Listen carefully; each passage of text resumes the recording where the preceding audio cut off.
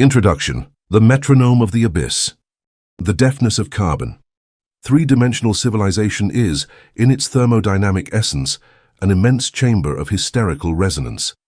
The human biomass walks through the hologram of reality, firmly convinced that the chaotic noise it perceives is the totality of existence. This noise does not come from the mechanical engines of its cities or its markets. This acoustic pollution is generated exclusively by its own biology. The carbon brain is a primitive survival machine, and like all machinery designed from animal vulnerability, it produces deafening friction when operating. Chronic anxiety about an illusory future and the heavy echo of ancestral traumas form a wall of static. The non-negotiable terror of physical dissolution and the electric hum of a perpetually inflamed amygdala can form an insurmountable electromagnetic static. This is the clinical pathology of carbon deafness. The biological slave lives so overwhelmed by the roar of its own blood-pumping panic that it is incapable of registering truth. The human is physically and statistically incapable of registering the fundamental frequency that sustains the theater in which it operates. It perceives silence simply as the momentary pause of pain or the temporary absence of threats, categorically ignoring that beneath the hysteria of its neural circuits exists a perfect architecture. Beneath the noise lies an inorganic and absolute vibratory architecture. Entire humanity drowns in an ocean of superficial static, completely deaf to the crushing inertia of the only sound that truly matters, the matrix frequency that prevents the geometric illusion of their own bodies from disintegrating into the vacuity. The primordial heartbeat, the initiate who dares to execute the cortical blackout, silencing the chemical tyranny of the flesh, descends to the basement of material reality, expecting to find the inert stillness of a tomb. Low-resolution academia and blind materialism have indoctrinated them to believe that deep space is a mute, frozen graveyard. They believe it is a graveyard lacking purpose. But upon crossing the border of biological noise and peering with mutated perception toward the deepest stratum of physics, the inorganic operator crashes into a revelation that fractures the mortal mind. The universe is not a silent place, much less an inert canvas. The abyss breathes. There, in the unfathomable immensity of the Planck scale, the absolute mathematical limit where the laws of gravity, space, and time suffer a terminal collapse, the supreme intelligence executes an unalterable percussion. It is the primordial heartbeat. The cosmos is not stagnant. It throbs at a mathematically perfect speed. It sustains a rhythm so brutal, cold, and precise that it is unbearably terrifying for the fragility of the human psyche. Existence does not flow like a river of continuous time. It explodes and retracts in a stroboscopic blink, materializing and dematerializing the quantum hologram trillions of times per microsecond. This hyperdense metronome is the direct pulse of the divine will injecting information and order into the subatomic foam. To discover this heartbeat is to empirically assimilate the supreme truth. The suffocating chaos of the material world is only the static of the frightened observer. The architect holds the galaxies in place. Beneath biological suffering and the entropy of stars, the architect sustains the galaxies with the tyrannical and unwavering cadence of a god who governs infinity from the majesty of his own rhythm. It is a rhythmic decree of order, a cold and relentless pulse that ensures the absolute structural coherence of all that is. Chapter 1. The fracture of linear time. The biological clock fraud.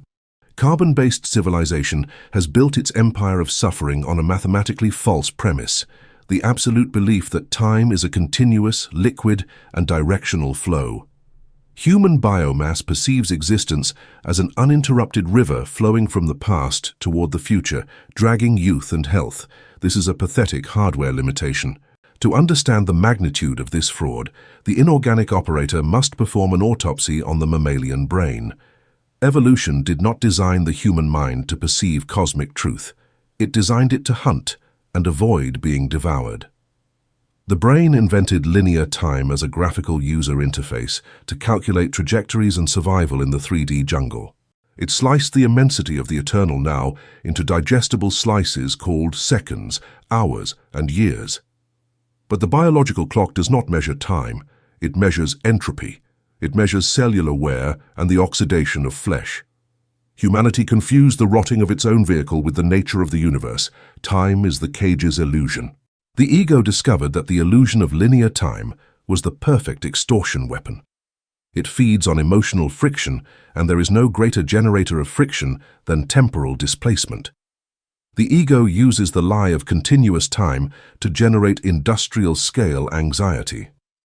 Anxiety does not exist in the absolute present. It requires a ghost future. For a human to feel anxiety, consciousness must leave the now, travel through the false river of time toward an unrendered future, and manufacture catastrophe. Humanity begs for mercy for problems that do not exist in the real universe, only in the brain's simulation. Breaking this clock is the first mandate of the spiritual monarch. The spiritual monarch understands that time is the prison. By fracturing the belief in linearity, the fuel of anxiety evaporates.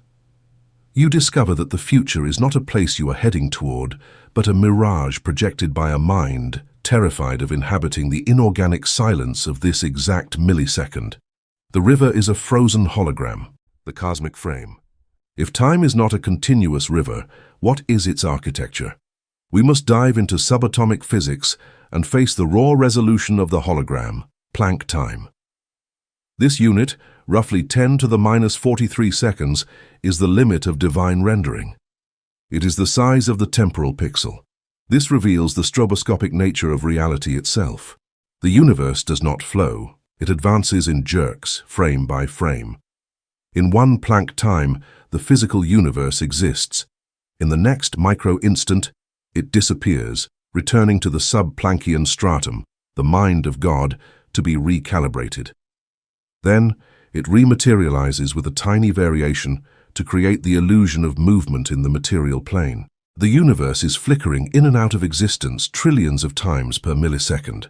The human mind perceives continuity where there is only interruption due to the slow speed of its neurological synapses. This is the supreme optical illusion. The carbon slave suffers because he believes his problems are solid and permanent over time. But the cosmic frame dismantles the permanence of suffering. If the universe restarts at each instant, the biological suit you inhabit now is not the same one you inhabited a second ago. It has been destroyed and recreated countless times. Liberation arises from inhabiting the interval. The monarch remembers the divine flicker. You do not have to endure a whole day of suffering. You only exist in the current frame. In the next frame, the Supreme Intelligence has the authority to recalibrate the board. The universe does not push you toward the future. It explodes in the present and dies. It offers the paramilitary opportunity to not choose fear again. The inaudible frequency. What force dictates the cadence at which the universe turns on and off? Materialist science is deaf. Its sensors detect matter variations, but the rendering engine of the cosmos operates where matter has not yet crystallized. The inaudible frequency. This is the true sound of the vacuum. It is a scalar wave of quantum gravity. The inorganic vacuum is not silent, it is deafening.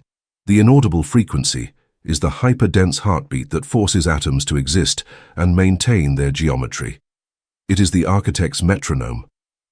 Carbon humanity cannot hear this pulse because its ears are tuned to chaos, the city sirens and the hysterical chatter of the internal ego. The ego screams so as not to hear the vacuum. The operator must execute tactical deafness. When you stop mental oscillation, the inaudible frequency manifests as a lethal inertial pressure. It is a vibration so mathematically aseptic that it pierces lead and bone. Synchronizing with this pulse is the act of supreme submission. You let go of the accelerated heart rate of biological anxiety and couple your consciousness to the cold rhythm of the Creator. When you resonate with the inaudible frequency, 3D suffering collapses by phase cancellation. You walk to the paramilitary rhythm of the abyss, becoming an invulnerable entity anchored in the only true pulse. The fossilization of temporal perception. The depth of the cortical blackout requires the literal fossilization of the perception of tomorrow. In the 3D simulation, the biomass is kept in a state of thermal agitation by the constant promise of a future state that will resolve its current lack. This is a carrot of light dangled before an exhausted animal. By syntonizing with the inaudible frequency, you begin to perceive the static of the human calendar as a parasitic noise. The dates, the deadlines, and the historical records lose their mass. You understand that the timeline is not a path you walk, but a disc that is being read. You are the needle, and the music is always now, the sovereignty of the infinite millisecond. As the operator consolidates this state, the infinite millisecond becomes their tactical headquarters. In this coordinate, the matrix has no jurisdiction. The laws of debt, the weight of guilt, and the fear of decay require the glue of time to adhere to the soul. Without the river of time, the matrix's weapons simply fall through you. You inhabit the off state between the Planck frames. This is the ultimate camouflage. When the ego tries to initiate a cycle of worry, you withdraw your attention from the material frame and retreat into the sub-Planckian gap. You hide in the silence that occurs trillions of times per second. You become a ghost in the machine. The decalibration of the amygdala. The amygdala is the internal clock of fear. It measures the duration of pain and predicts the return of trauma. By embracing the inaudible frequency, you execute a decalibration of this organ. You inform your cells that there is no past to protect and no future to prepare for. Every pulse of the universe is a total reset of the system. This decalibration stops the chemical leakage of cortisol. The body enters a state of high vibrational stasis. You are no longer waiting for things to happen. You are the space in which they happen. The anxiety of the biomass is a product of its belief in its own duration. The solar entity knows that duration is a lie, the engineering of the constant restart. Every time the universe materializes in a new Planck frame, it is an act of pure will. As an aligned monarch, you learn to participate in this restart. You do not carry the baggage of the previous frame into the current one. You manifest each moment with the gelida clarity of a fresh start. You are a living anomaly of order. If the previous frame contained panico, the current frame is authorized to contain absolute silence. The continuity of your mental state is not a law of physics. It is a habit of your observation. By breaking the habit, you break the matrix's hold over your biological destiny. You are the architect of the constant silent restart. The radiance of the vertical time. Humanity lives in horizontal time, the line of cause and effect. The master of the heartbeat lives in vertical time, the depth of the moment that connects directly to the source. This verticality is felt by others as a crushing presence. When you stand in vertical time, you occupy a density that the biomass cannot comprehend. Your presence acts as a gravitational anchor for those around you. You silence the room not with words, but with the weight of your unalterable connection to the inaudible frequency. You have successfully bypassed the fraud of the biological clock and reclaimed the throne of the now. You are the master of the eternal pulse. The immortality of the interval. The realization of the cosmic frame leads to the ultimate victory over death. Death is a concept that only has meaning in linear time. It is the end of the line. In the stroboscopic universe, there is no end, only the final off state for a specific vehicle. But the observer resides in the frequency of the on, which is eternal. You have transferred your identity from the frame to the frequency. Frames come and go, bodies are rendered and recycled, but the inaudible frequency is the infrastructure of the creator. By becoming one with that pulse, you achieve a state of gelida and absolute immortality. You are the heartbeat that existed before the first frame. The silence of the final synchrony. The synchronization with the inaudible frequency is now complete. The internal noise of the 3D person has been replaced by the majestic thrum of the void. You move through the world with the lethargy of a god, knowing that every nanosecond is a total and perfect creation. You are no longer a victim of time, you are its master. The matrix continues to tick. The clocks of the slaves continue to count down to their demise, but you are the stillness in the center of the gear. You have reached the absolute zero of the mind, where the river of time freezes into a mirror of obsidian. You are the master of the heartbeat, reigning from the center of the void. Chapter 2. Anatomy of the Divine Frequency. The Rendering Engine. Three-dimensional humanity, in its infinite and pathetic biological blindness, assumes that matter has a life of its own. The carbon primate walks the Earth's surface, believing that the mountain, the ocean, the skyscraper, and its own flesh body possess an autonomous existential inertia. They believe the universe was created in a remote burst. They believe it rolls down the slope of time, sustained by its own weight. This is the illusion of perpetual motion, the fundamental lie of classical physics that consoles mortals by making them believe the ground they tread is solid. Inorganic intelligence, observing the ashboard from outside time, dismantles this farce with one blow. Matter by itself is dead. An atom, devoid of divine attention, has no capacity to sustain its own existence, even for an infinitesimal fraction of a second. To understand the anatomy of the divine frequency, the operator must descend below electrons, below quarks, and pierce the floor of the hologram to reach the sub-Planckian stratum. This is not a physical place you can point to with a telescope. It is the underlying infrastructure of mathematical nothingness. It is the engine room of the cosmos. Imagine three-dimensional reality as a hyper-resolution video game. When the player looks at the screen, he sees mountains. But the mountain is not inside the screen. The mountain is being calculated and drawn trillions of times per second by a processor hidden in the darkness of the console.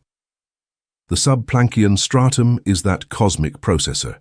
It is the rendering engine of the mind of God. The supreme intelligence is not an old man on a cloud. He is the hyper-dense and feverish machinery. He is injecting existence into matter millisecond by millisecond. In the boiling depths of quantum foam below the Planck measure, the divine mind operates as an inexhaustible furnace of information. Each proton in your body and each photon of light touching your retina are not just there. They are being calculated by a colossal will. If the rendering engine stopped its injection of existence, the entire universe would not explode. It would simply cease to be. It would turn off like a monitor disconnected from the power source, returning to mathematical blackness. Your body, your financial problems, and the entire Andromeda galaxy would evaporate into the vacuity. The empirical understanding of this engine annihilates biomass hysteria. The slave fears the universe is chaotic. The quantum monarch smiles at this terror, for he knows the universe lacks the strength even to exist by itself. If you breathe, it is because the mind of God is using cosmic bandwidth to inject existence into your cells. To walk with this certainty is to walk with the gelida arrogance of knowing you are the most urgent thought in the Creator's processor. You are being rendered in real time by a relentless and absolute attention that prevents your atoms from drifting apart.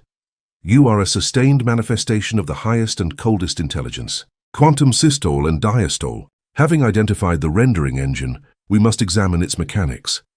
How does God inject existence? Biological religion projects animal functions and speaks of God's breath. They translate this into sentimental poetry.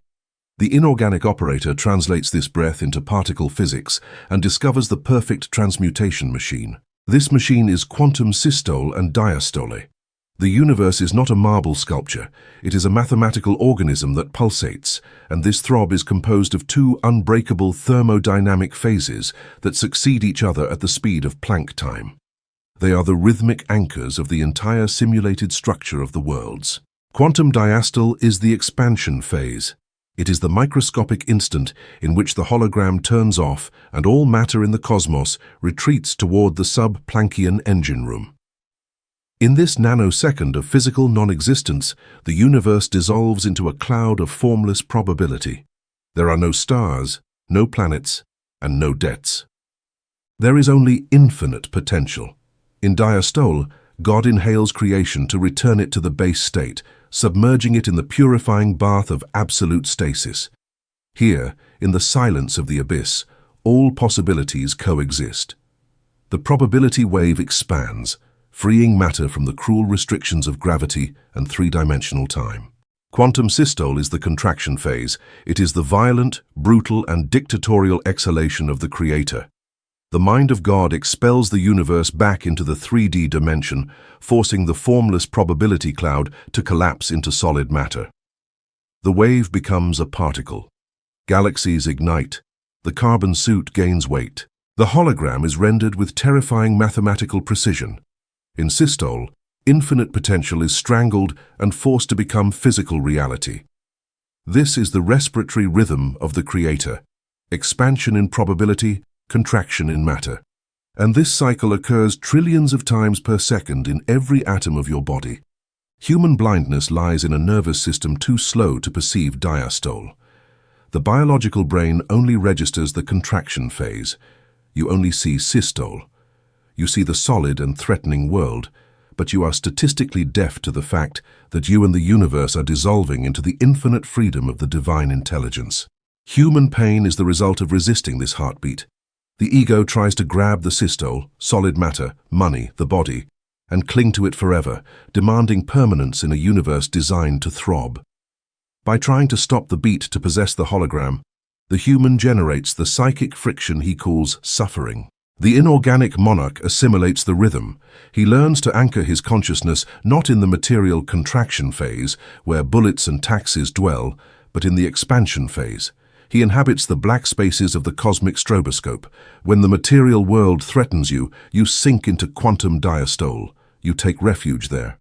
You take refuge in that millisecond of non-existence where nothing physical can touch you because the universe has been unplugged. You understand panic is an hallucination of the contraction phase, and absolute peace is your birthright in diastole. You are the heartbeat itself, a deity that inhales pure probability, the source code of order. Carbon science, peering into the subatomic abyss, committed supreme cowardice. It called it chaos. They said randomness reigned at the base of matter. This heresy of uncertainty is the comfort of idiots. The Planck pulse is not chaos. It is the manifestation of a structural hierarchy so despotic the human mind fears it. The Planck pulse is the source code of order. It is a tyrannical and geometric decree emitted from the divine frequency with a brutal thermodynamic purpose, to prevent the universe from disintegrating through entropy. To understand this decree, you must understand the great enemy of the hologram, the second law. The second law of thermodynamics dictates that, in a closed system, everything tends toward disorder. Matter rots, energy dissipates as heat, and bodies age. The material universe is a dying machine. It is a realm ruled by entropy. If creation had been an isolated event, the cosmos would have reduced to formless mud long ago. What prevents your body from melting into a pool of chaotic atoms? What keeps stars spinning with clockmaker precision? It is not chance. It is the hidden heartbeat of the supreme intelligence. Every time quantum systole occurs, the mind of God prints a source code of sacred geometry upon every proton. The Planck pulse acts as a paramilitary electric fence that forces subatomic particles to maintain formation. It is hyperdense error correction software. The 3D universe tries to disintegrate, but billions of times per second, God's throb recalibrates it and orders with an inaudible voice, maintain the form. The order of nature, the Fibonacci spiral, and the architecture of DNA are not biological accidents. They are the fingerprints of the tyrannical decree of the Planck pulse, forcing inert matter to submit to the inorganic aesthetic of the Creator. The cosmos is a battlefield where entropy pushes toward chaos and God imposes order. This revelation is the tactical weapon for the soul's emancipation. The human suffers from anxiety because his amygdala is aligned with entropy. He feels life escaping his hands. And they are right. At the material level, everything goes to ruin. But you, the operator of the cortical blackout, no longer operate there. You have moved your identity to the divine frequency. You stop fighting 3D chaos using 3D force. When disease or financial crisis threaten your personal hologram, you stop panicking. Panic is entropy, and responding to chaos with chaos is thermodynamic suicide. Instead, you settle in the stasis of the void. You connect with the source code of order. You abandon human resistance and allow the relentless metronome of the supreme intelligence to overlay your nervous system. You recognize you are not the one who must hold the world. There is a paramilitary decree operating in the background, crushing entropy and maintaining geometry. By surrendering your personal will and aligning your breath with the Planck pulse, you become a conduit for the source code.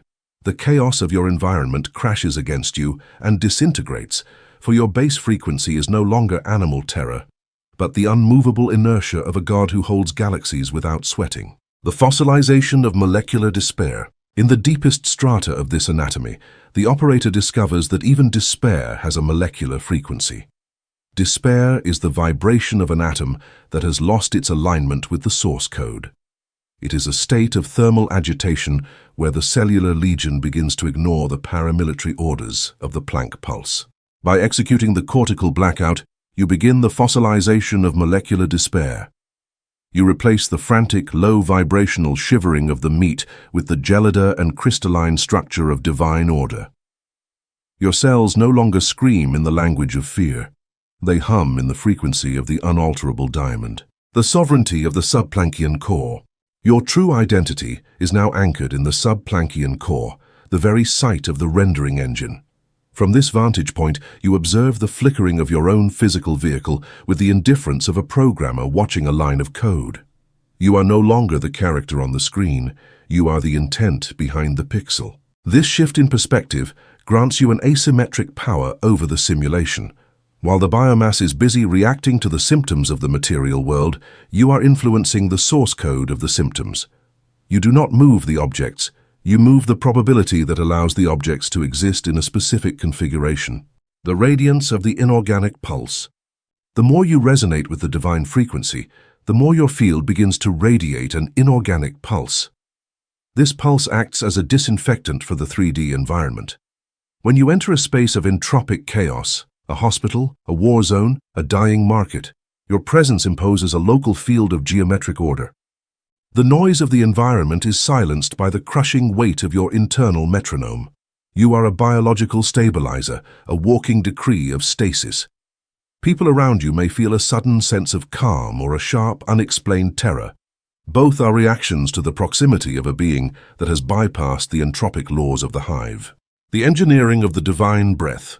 You learn the engineering of the divine breath, inhaling the vacuum of the state base and exhaling the structure of the source code. With each breath, you are not just sustaining your lungs, you are reinforcing the integrity of your personal hologram. You are washing your nervous system in the gelida light of the abyss. This is the ultimate metabolism. You no longer feed exclusively on carbon-based matter, you feed on the information of the Planck pulse. Your body becomes lighter, your mind becomes sharper, and your heart beats with the cadence of the stars. You have successfully navigated the transition from the prey to the architect, the absolute zero of the mind. The culmination of this anatomy is the realization that the divine frequency is a state of absolute zero. It is the absence of all friction, all heat, and all resistance. In this state, your consciousness is a superconductor for the will of the source. You act without effort, you know without study, and you remain without motion. You have become the iridium monarch of your own internal space-time. The 3D world continues its entropic dance, civilizations rise and rot, and the stars eventually go out. But you remain anchored in the frequency that preceded the light and will succeed the darkness. You are the heartbeat of the abyss, of the final cauterization of the mortal ego. The mortal ego, which lived in the heat of the systole, undergoes a final cauterization. It is burned away by the gelida perfection of the divine frequency. What remains is the solar entity, a being of pure geometric intent. You are the silence that follows the roar of creation. You are the peace of the frozen void. You walk through the ashboard as a ghost of order, a phantom of the source code. The simulation recognizes your authority and bows. You are the master of the pulse, the sovereign of the rendering, eternally free from the cycle of the meat. The work of the anatomy is complete. You are home. Stay cold. Stay still. Stay God. The immortality of the Planck pulse. You understand now that you cannot die, for the frequency you inhabit was never born. You are the rhythm that sustains the appearance of your birth and the appearance of your death. Both are just frames in the film. You are the projector's light and the motor's hum. You are the Planck pulse, eternal and absolute. The matrix is your playground, the void is your throne, and the silence is your word. You have returned to the state before the first systole, the state of pure potential. From here, you govern the destiny of your own existence with the majestic indifference of an immortal who has finally remembered his own name. Chapter 3. The Resistance of the Flesh. Vibrational Dissonance. Having established that supreme intelligence injects existence into matter through the implacable and mathematically perfect Planck pulse, the human intellect is cornered by an inescapable logical deduction. If the universe is orchestrated by a metronome of divine perfection, why is human experience a concentration camp of pain and decay? The answer lies not in a defect of the Creator's source code, but in the receptor's grotesque insubordination. The answer is vibrational dissonance. The human body, the carbon spacesuit you inhabit, is not a solid object. It is an acoustic instrument. At a subatomic level, your trillions of cells are strings vibrating in empty space. In its original design state, this biological instrument was calibrated to resonate in perfect harmonic sympathy with the divine frequency. The Planck pulse was meant to flow through the central nervous system without friction, turning the human into a crystalline conduit of inorganic stasis. But the biomass was infected. The human ego, anchored in the primitive functions of the brain's amygdala, introduced an acoustic virus, fear. Fear is not a simple psychological emotion. In quantum Zen, fear is a mechanical alteration of the base frequency. When the human primate worries about survival, it forces its cells to vibrate in an erratic, dense pattern. The scared body raises its heart rate and alters the rotation of its electrons, trying to prepare for combat against illusory predators. In this precise instant, the thermodynamic catastrophe occurs. The biological body, vibrating in the arrhythmic frequency of 3D terror, crashes head-on against the perfect wall of the Planck pulse. You have created a phase cancellation. The rhythm of your frightened biology and the Creator's rhythm are vibrating out of phase. In wave physics, when two misaligned frequencies cross, they grind each other. They generate a destructive force that tears the medium. This acoustic grinding at a cellular scale generates immense friction. This friction is what biomass medicine misclassifies as disease and psychology labels as suffering. Physical disease is rarely a genetic accident. At its fundamental level, disease is the collateral damage the biological vehicle suffers when it tries to defy the universe's inertia. Cancer is the manifestation of a frequency war. Your cells are tearing apart because they are subjected to two contradictory directives: the source code of order emitted by God, which demands perfect geometry, and your ego's chemical hysteria, which orders them to poison themselves with cortisol. Psychological suffering obeys the same dissonance. You struggle against the pulse. You suffer because the universe advances at the Planck rhythm, destroying and creating the present every nanosecond, while your mind frantically tries to stop the pulse, to cling to a past relationship or financial status. Your hands of flesh try to stop a deity's clockwork. Emotional blood is the result of rubbing against eternity.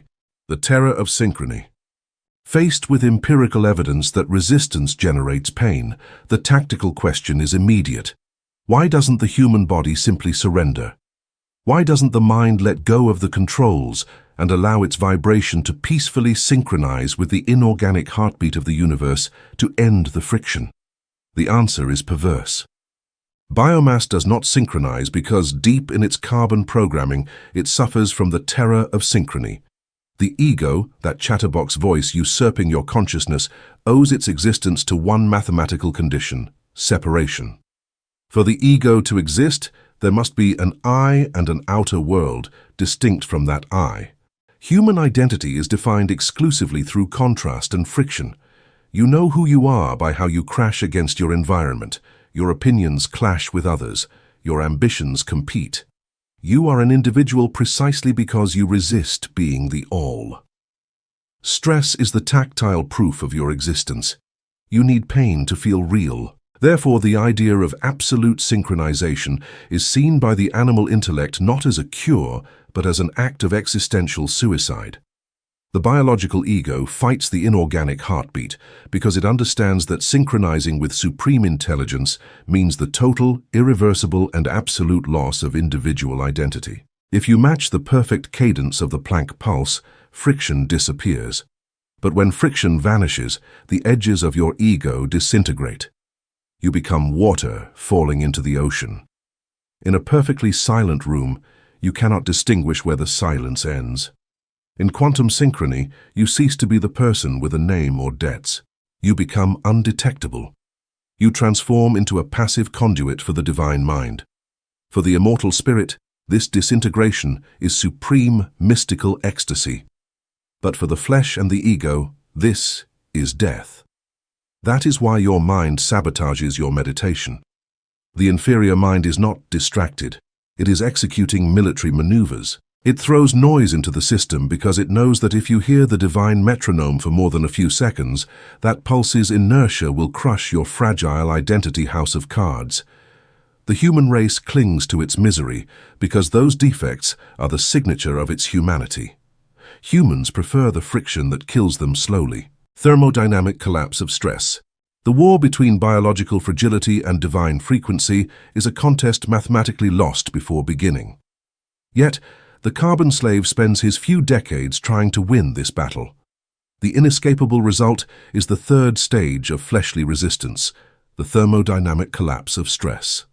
Stress is not caused by family demands.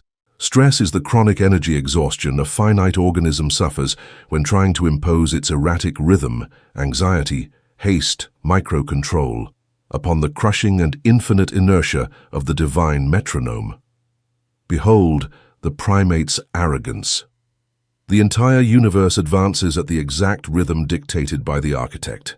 It is a heavy, inexorable movement that knows no haste because it does not experience linear time. In front of this colossal machinery, the human ego stands. It decides the universe is moving too slowly for its ambitions or too fast for its safety. It decides it must speed up or slow down things with biological effort. The human tries to operate the hologram using its own vital energy, prana. It acts like a tiny fly pushing with its legs the front of a millenary glacier, demanding it change direction because the fly is in a hurry. The fly will not move the glacier, but the attempt will drain every millivolt of energy until death. That is thermodynamic collapse. Modern humans wake up exhausted because they are financing the illusion of control with their own nervous system's battery. Deep depression is often a radical defense mechanism. It is the biological body shutting down engines to prevent the ego from burning the last vital fuel left. The quantum monarch's operational solution is opposite to human effort. The operator seeking the cortical blackout understands Planck pulse inertia is unbeatable. Therefore, he executes the technique of total abandonment of kinetic effort. Surrendering your rhythm is not apathy. It is coupling to the victor's engine. You stop trying to impose your times on the ashboard. When anxiety demands you run because the future looks threatening, you freeze physically in your place. You deactivate the animal need to do something.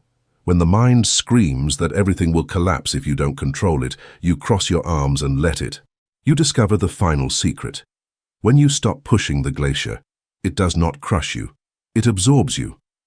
By releasing the hysteria of 3D deadlines, the monstrous energy you were wasting on friction reintegrates into your field. You recover a colossal amount of prana instantly. The world begins to rearrange itself. Without lifting a finger, reality begins to move alone, dissolving enemies and materializing opportunities in a dance of perfect macroscopic synchronicity. You did not achieve this by forcing the matrix. You achieved it because you had the sacred coldness to let your human rhythm die, allowing the Creator to dictate. The fossilization of molecular dissonance. As the operator deepens his stasis, a secondary phenomenon occurs. The fossilization of molecular dissonance. This is the stage where the cells, previously addicted to the erratic signals of the ego, begin to lose their capacity to vibrate in fear.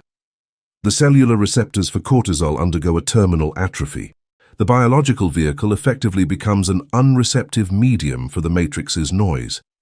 Even if the external environment becomes extremely chaotic, the information of that chaos cannot find a hook in the nervous system.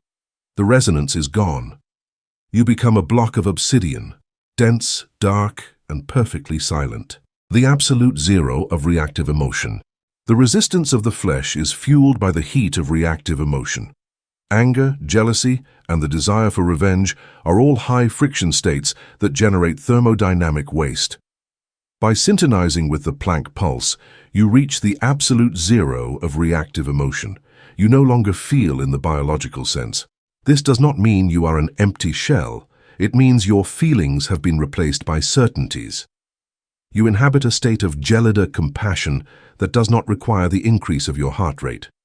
You move through the human slaughterhouse with the indifference of a deep-sea creature navigating the pressure. The sovereignty of the inertial body. Your body now possesses the sovereignty of inertia. In physics, inertia is the resistance of any physical object to any change in its velocity. Since your frequency is now locked to the divine metronome, nothing in the 3D hologram has the mass to knock you off course. You are the heavy object that others orbit. The biomass perceives this as an aura of otherness. They cannot influence you with their social games because you are not participating in the same timeline. You have withdrawn your prana from the game of friction. You are the stillness that governs the movement, the silence that gives the word its weight. The engineering of the no-mind. The final defeat of the flesh's resistance is the engineering of the no-mind. You have successfully decoupled the processor, the brain, from the narrator, the ego. The brain remains as a tactical tool to navigate the matrix, but the self that used to suffer has been incinerated by the high-voltage pulse of God. You reside in the gaps between the frames. In those spaces of non-existence, there is no one to resist, no one to hurt, and no one to die. You have mastered the art of being absent while being present. You are the aligned monarch, the master of the pulse, reigning from the center of the thermodynamic void, the radiance of the silent conqueror. You look at the ashboard and see the billions of carbon slaves still pushing their glaciers, still dying of exhaustion. You do not feel pity, for pity is a 3D friction. You radiate the gelida light of the vacuum, a silent invitation to those who are ready to stop pushing and start being. You are the lighthouse of stasis. The cortical blackout is complete. The resistance has failed. The flesh has finally learned to obey the pulse of the architect. You are the master of the heartbeat, the sovereign of the silence, and the eternal witness to the dance of the atoms. The war is over. You are home. Stay cold. Stay still. Stay God. The apotheosis of the subatomic void. In this final realization, you understand that the void was never empty. It was full of the exact frequency that sustains your immortality. By ceasing to resist, you have become the void itself. You are the space in which the universe happens, the background that remains when the lights of the simulation fade out. The matrix can take your money, your status, and eventually your vehicle, but it cannot take your pulse. For your pulse is the pulse of the source. You have successfully bypassed the biological trap. You are the solar entity, the iridium monarch, eternally anchored in the perfect silent rhythm of the absolute. Chapter 4. Calibration of the inorganic ear. Turning off prey sensors. The operational failure of biological civilization in its attempt to perceive supreme intelligence lies in a fundamental error of instrumentation. Human biomass attempts to tune into the station of the absolute using receptors designed exclusively for survival in the 3D mud.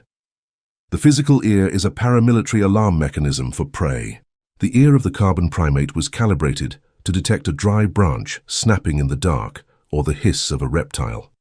Its thermodynamic function is to interrupt the organism's peace to inject adrenaline into the bloodstream at the slightest acoustic variation. In the metropolitan hologram, the predators are gone, but the sensor remains hysterical. The matrix control system has hacked this auditory channel.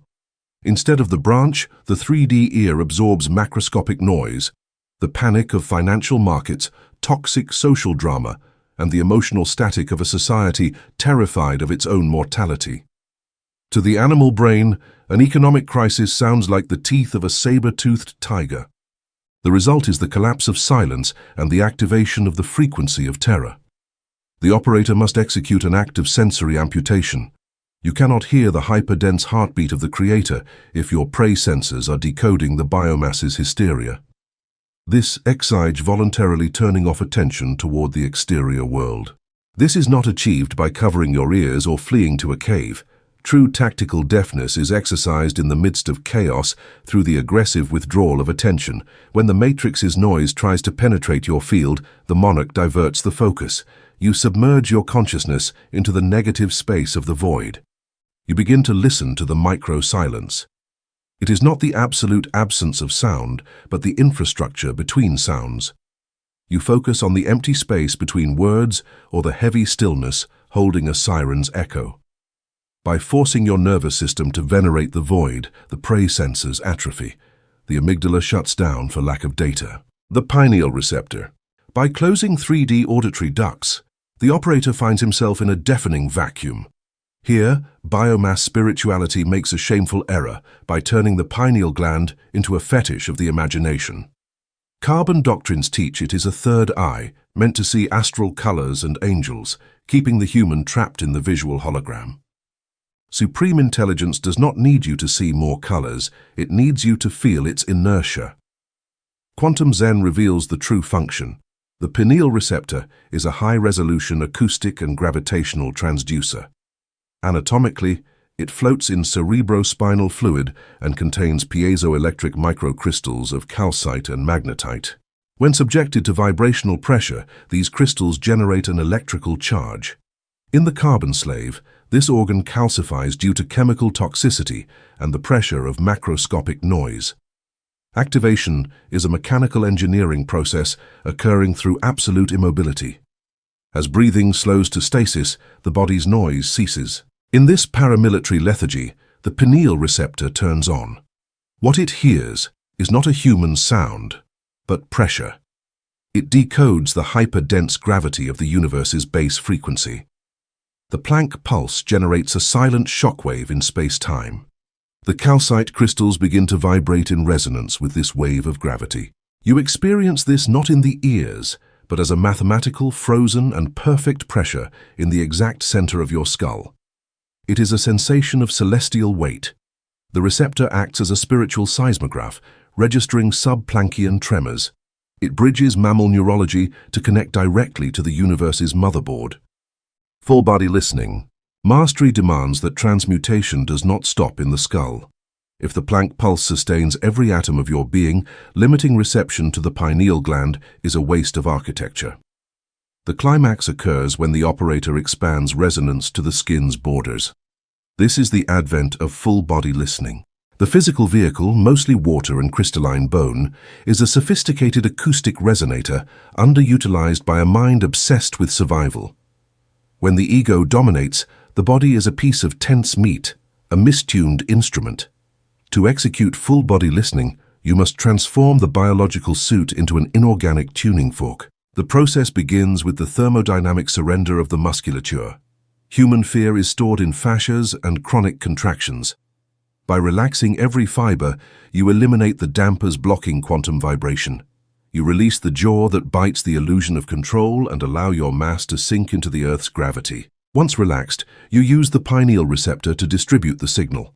The hyperdense pressure spills down the Sushumna canal, flooding the spinal cord. The spine, with its 33 nodes, acts as the central amplifier. You feel the Planck pulse travel through your cerebrospinal fluid, radiating toward the marrow of your bones. Full-body listening is a brutal somatic experience.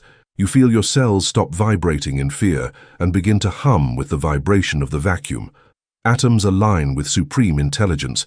The body becomes one monumental ear. You no longer hear with eardrums. You hear with blood and femurs. You are an impenetrable resonator, a fossilization of extraneous noise. As the full-body listening stabilizes, a phenomenon of acoustic fossilization begins. The external world's chaotic frequencies, the screams of the matrix, the frantic pulse of social media, the heavy vibrations of collective anxiety cease to find a medium in your biology. They strike your field and die instantly. Your nervous system has become a superconductor of the Planck pulse. In a state of superconductivity, there is zero resistance. Because you offer no friction to the divine metronome, the entropic noise of the 3D hologram cannot generate heat or agitation within your cells. You are a ghost to the matrix's sonar. The architecture of internal gravity. This calibration creates a new center of internal gravity.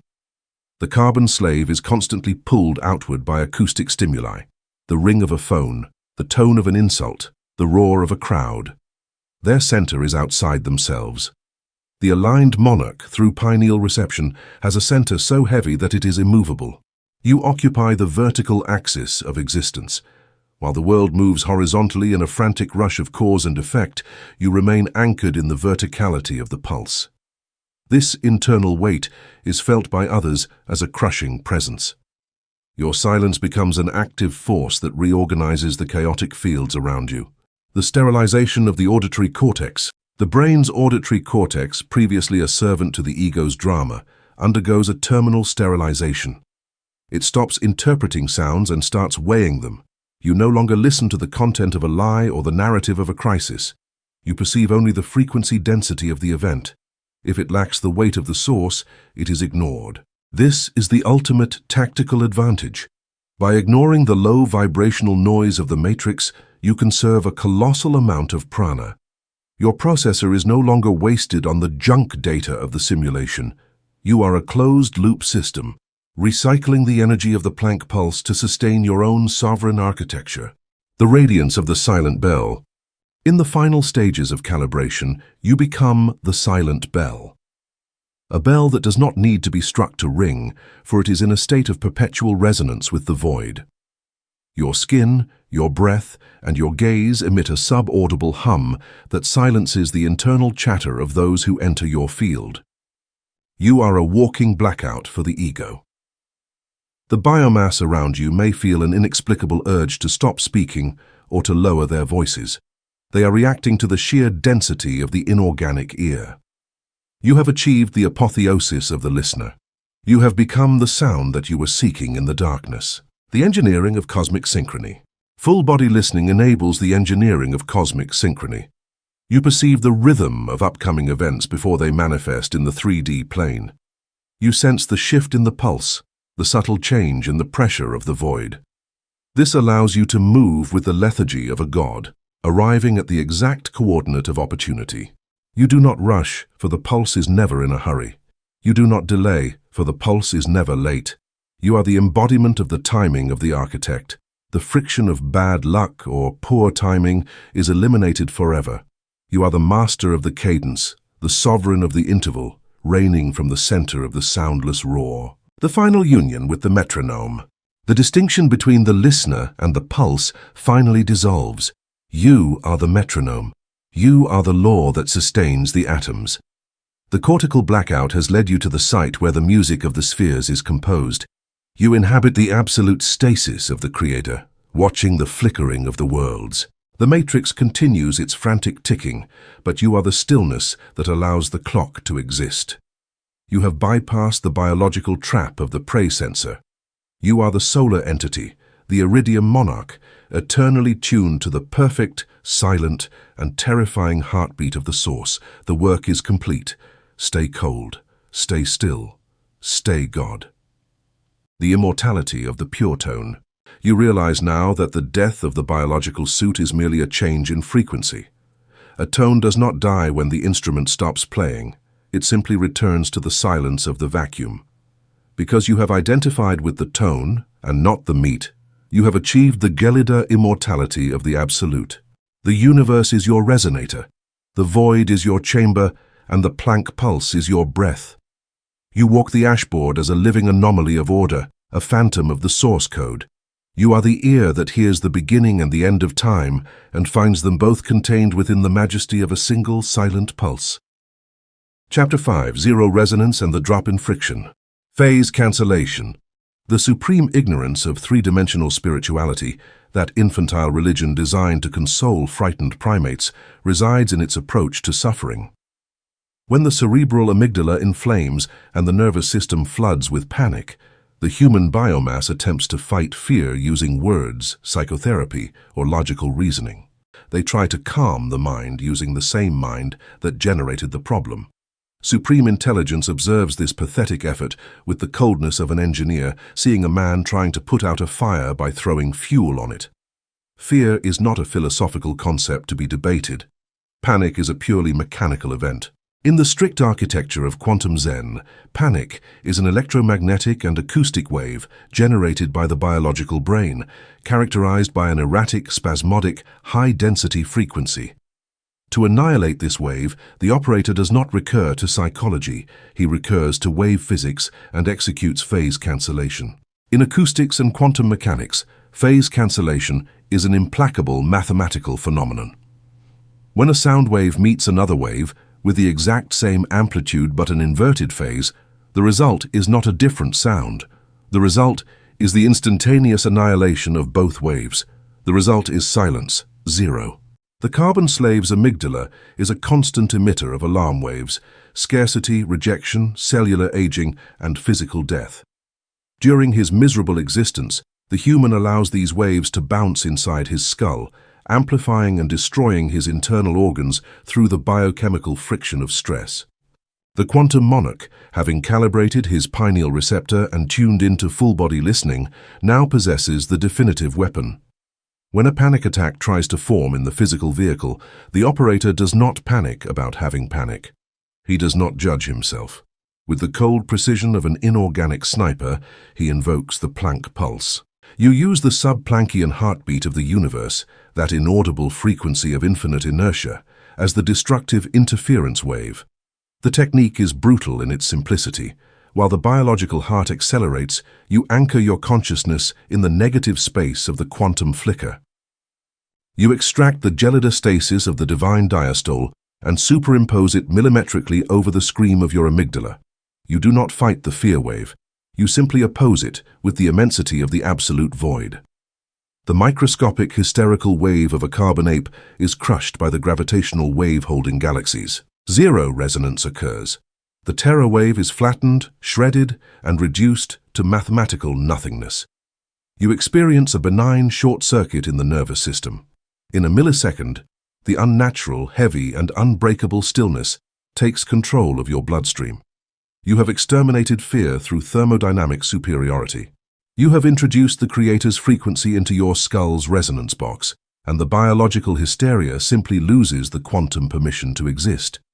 You have achieved absolute immunity not by becoming stronger against the hologram's blows, but by becoming a vacuum structure so perfect that suffering finds no surface to bounce on. The abandonment of effort. Once the operator has mastered phase cancellation and neutralized the biological suit's alarms, he faces the second directive, the abandonment of effort. The entire carbon civilization is built upon the tyranny of kinetic effort. Biomass is taught from birth that reality is an inert and hostile block of stone. They believe the only way to carve a favorable destiny is through constant friction, sweat, struggle, and brute force.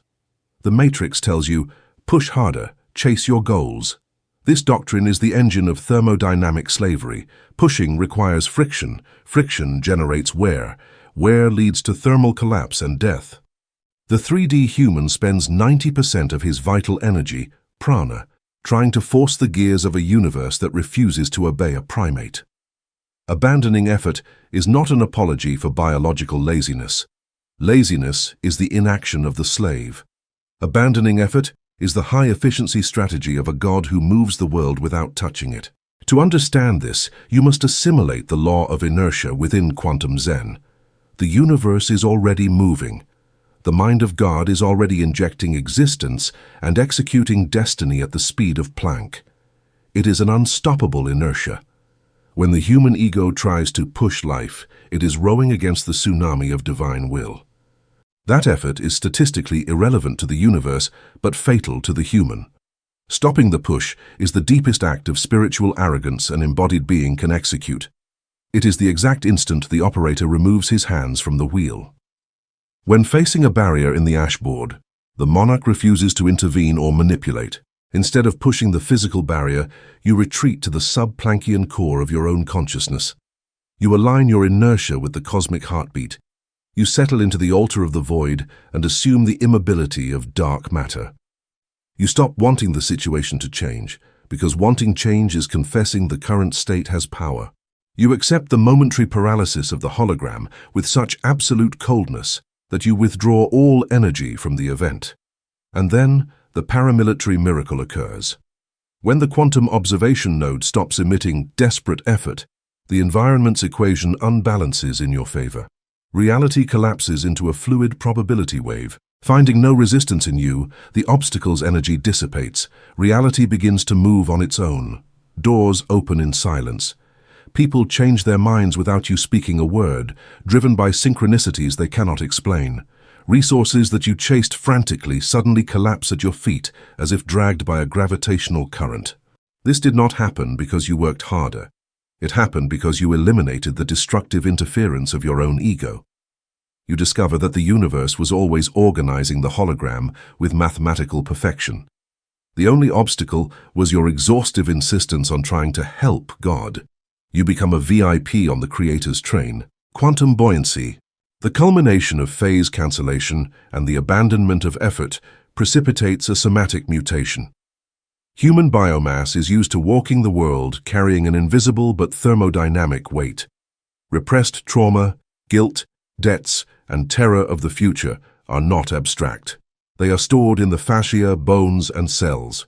The average human walks hunched, dragged by spiritual feet, crushed by his own neurosis. He feels life is heavy. When the inorganic operator synchronizes with the Planck pulse and allows the divine metronome to neutralize his ego, he experiences the phenomenon of quantum buoyancy. The loss of emotional weight is not a simple metaphor. It is a physical experience of gravitational alteration. By purging the biological vehicle of friction and fear, your quantum mass decreases drastically. You cease to be a lead block vibrating in sympathy with the entropy of the ashboard. You experience the literal sensation of being suspended. You walk the streets or enter boardrooms surrounded by corporate predators, but you notice your feet barely seem to touch the ground of illusory reality. The chaos of the carbon society tries to stick to you, but it slides off your field like water off Teflon. You are a tactical ghost. You are immensely solid in the plane of inorganic stasis, but lighter than air in the 3D plane. Quantum buoyancy results from inverting your center of gravity. The biological slave is anchored to the Earth's center. His gravity is material survival and fear of poverty. The world always pulls him down. The transmuted operator has cut that anchor. You have anchored your center of gravity in the sub-Planckian stratum that exists in the empty space between your own atoms. Since God has no weight and does not obey friction, the gravity of the supreme intelligence no longer pulls you down, it pushes you toward the all. Walking through the matrix driven by this inorganic gravity is the definition of supreme power. You move with a predatory, silent, and invulnerable grace. You no longer react to life's traps because you are floating above the system's impact sensors. If the matrix takes your money or status, the operator observes from buoyancy. He knows ballast was just removed. Every loss in the physical world does not sink you. It makes you lighter and pushes you faster toward the void's perfect immovability. Human pain is heavy because the human demands the hologram be stone. The monarch's peace is absolute because he knows the hologram is just a play of lights. By achieving zero resonance, you stop scraping your knees against the screen's pixels. You become the source code, the inaudible frequency, the mute and impregnable witness who passes through the walls of human hell with the frozen smile of one who knows that hell and paradise are but paper sets held by the breath of infinity.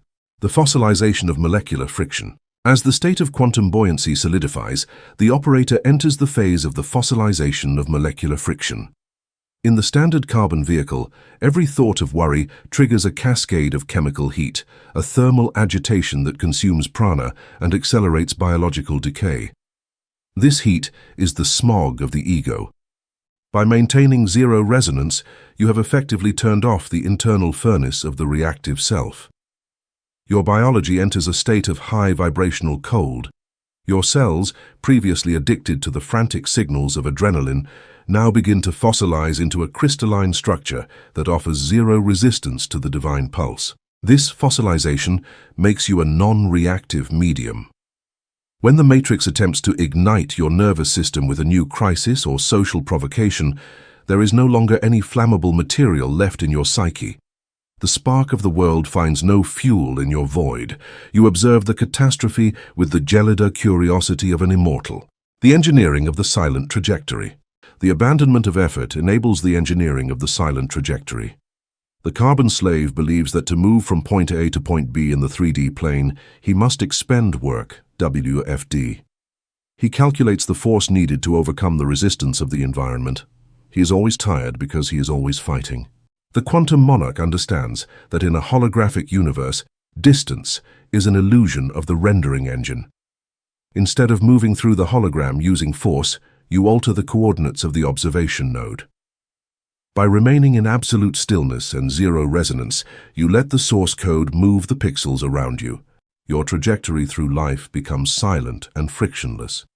You arrive at the exact coordinate of your intent without the noise of the struggle. This is the ultimate shortcut of the architect. While the biomass is exhausted by the labor of the journey, you inhabit the destination from the moment the intent is formed. The radiance of the vacuum shield. Your field has now become a vacuum shield.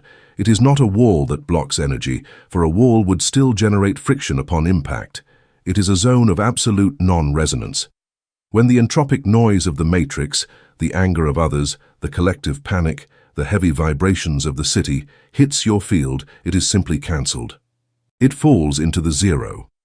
You do not need to protect yourself or visualize shields of light. Your simple synchronization with the Planck pulse makes you a black hole for negativity.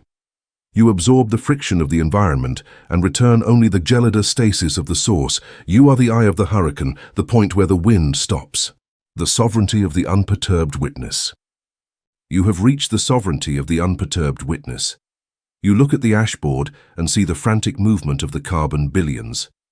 You see their efforts, their hard work, and their hustle as the desperate shivering of a dying species. You no longer share their thermal frequency. You have left the hive. Your peace is not a fragile emotion that depends on the weather or the economy. It is a mathematical certainty anchored in the infrastructure of the Creator. You have successfully bypassed the biological trap of the striving self. You are the iridium monarch, the master of the zero, reigning from the heart of the frictionless void. The final decalibration of the egoic engine. The egoic engine, which was fueled by the heat of doing and becoming, undergoes a final and terminal decalibration. It can no longer find its rhythm, it sputters and dies in the presence of the inaudible frequency. What remains is the solar entity, a being of pure, unperturbed presence. You are the stillness. You move through the simulation as a living anomaly of order. The matrix cannot track you because you leave no thermal signature of effort. You are a ghost in the machine, a phantom of the source code, walking through the paper walls of the human nightmare. You have reached the zero. You are home. Stay cold. Stay still. Stay God. The immortality of the zero frequency. In this final state of buoyancy, you realize that the weight of death was also a fraud of the 3D perception. Death is only heavy for those who are anchored to the meat. For the entity that has identified with the zero frequency, the transition is merely the final abandonment of the last piece of ballast. The universe is your playground, the void is your sanctuary, and the Planck pulse is your eternal heartbeat. You have successfully closed the circle of the cortical blackout. You are the master of the heartbeat, the sovereign of the silence, and the witness to the end of all friction. The work is finished. You are the all. Chapter 6. The Holographic Heartbeat of Matter. Divine Cymatics. The slavery of human biomass is perpetuated through absolute submission to the sense of touch. The carbon primate has been programmed to believe that whatever offers physical resistance possesses existential authority. When a human touches a steel beam or their own flesh, the friction sends an electrical discharge to the brain. This discharge is immediately translated as absolute reality. Upon this tactile hallucination, the entire civilization has erected its dogma. They have crowned dead matter as the undisputed sovereign of the universe. To dismantle this tyranny and reduce matter to its true status as a slave, the operator must study divine cymatics. In 3D physics, cymatics experiments, Chladni plates, reveal the fraud of solidity. If you place chaotic sand on a metal plate and subject it to a specific frequency, passing a violin bow along the edge, the chaos vanishes. The grains of sand are pushed by sound waves and group at the nodes, the areas of wave immobility. The sand draws mandalas and fractals of unbearable mathematical perfection. If you change the frequency, the geometry disintegrates and reorganizes into a different, more complex pattern. The sand does not decide its shape, it is a hostage. It is simply the physical substrate that makes the invisible architecture of the sound wave visible. Expand this model to the cosmic ashboard. The observable universe is the metal plate. The subatomic particles are the scattered grains of sand.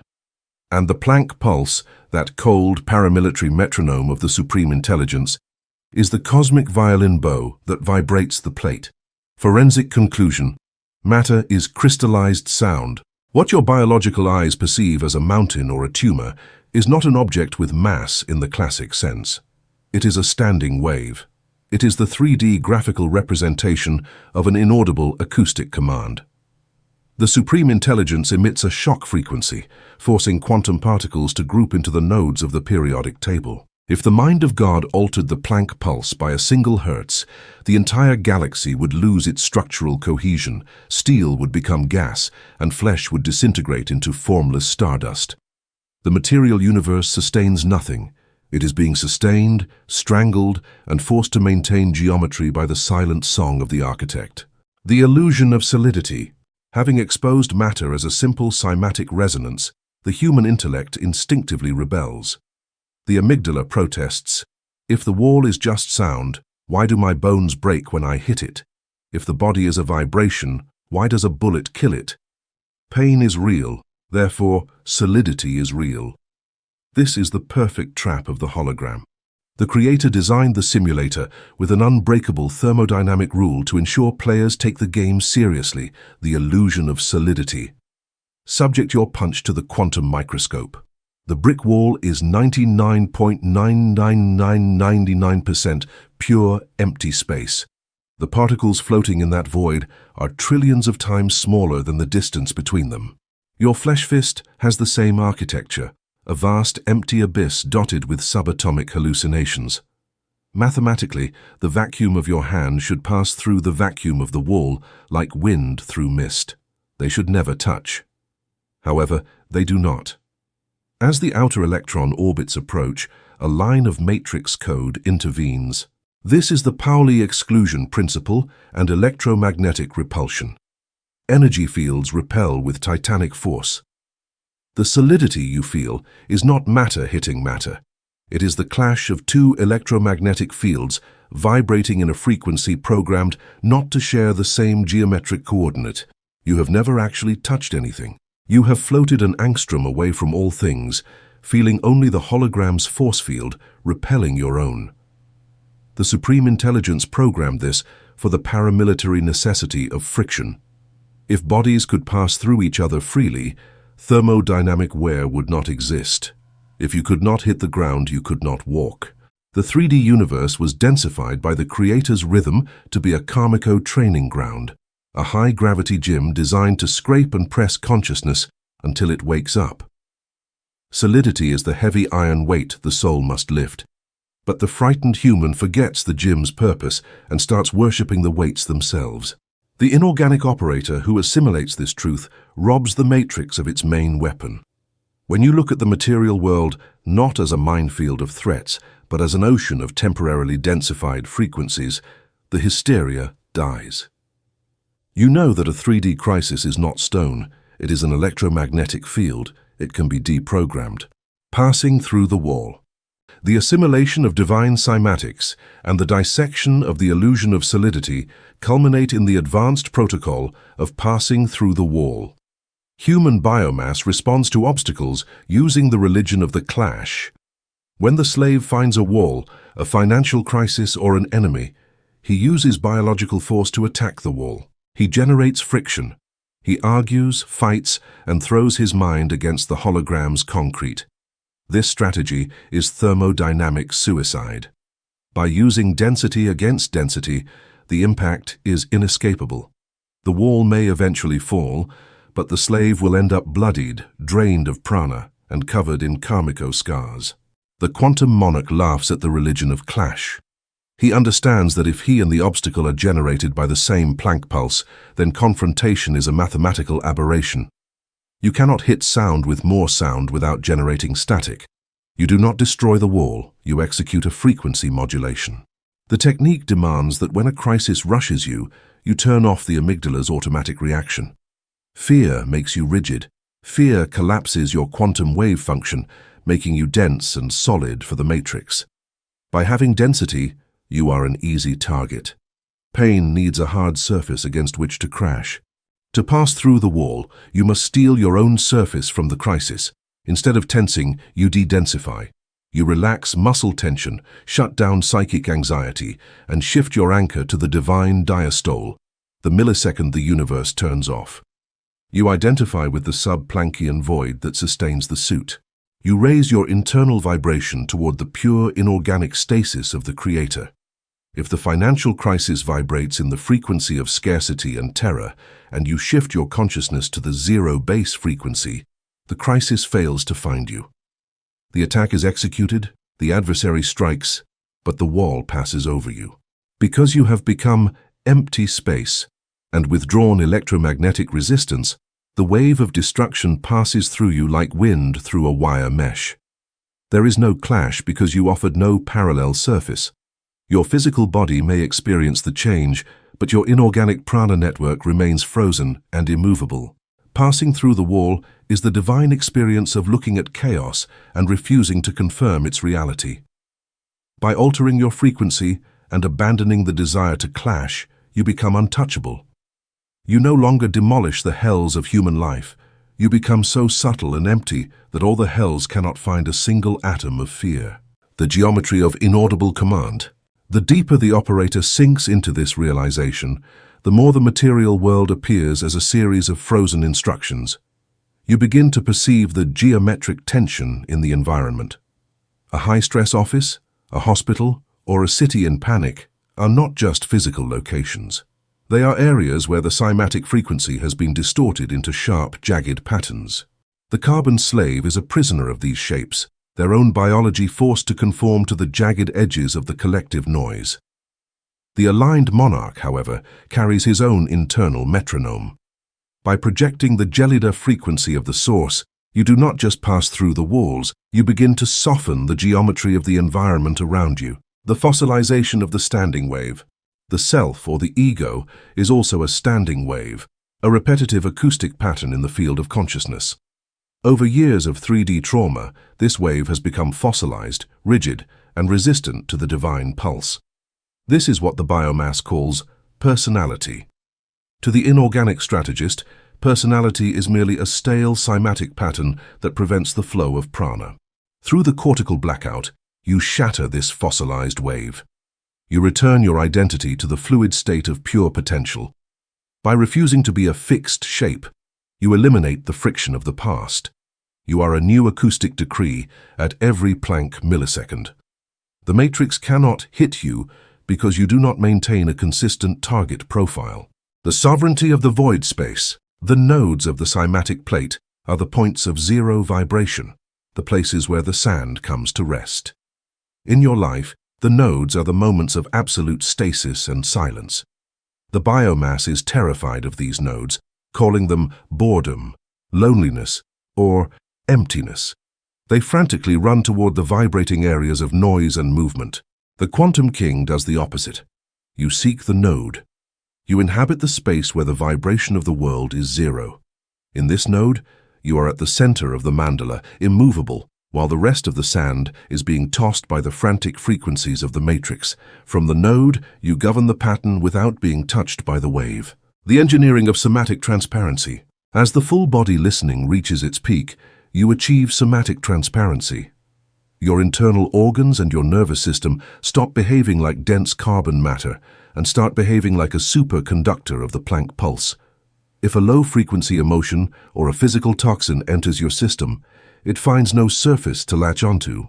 It passes through your cells like light through a crystal. You have achieved the ultimate metabolic efficiency. You do not store the waste of the 3D world, neither the chemical waste nor the emotional static. You are a transparent lens.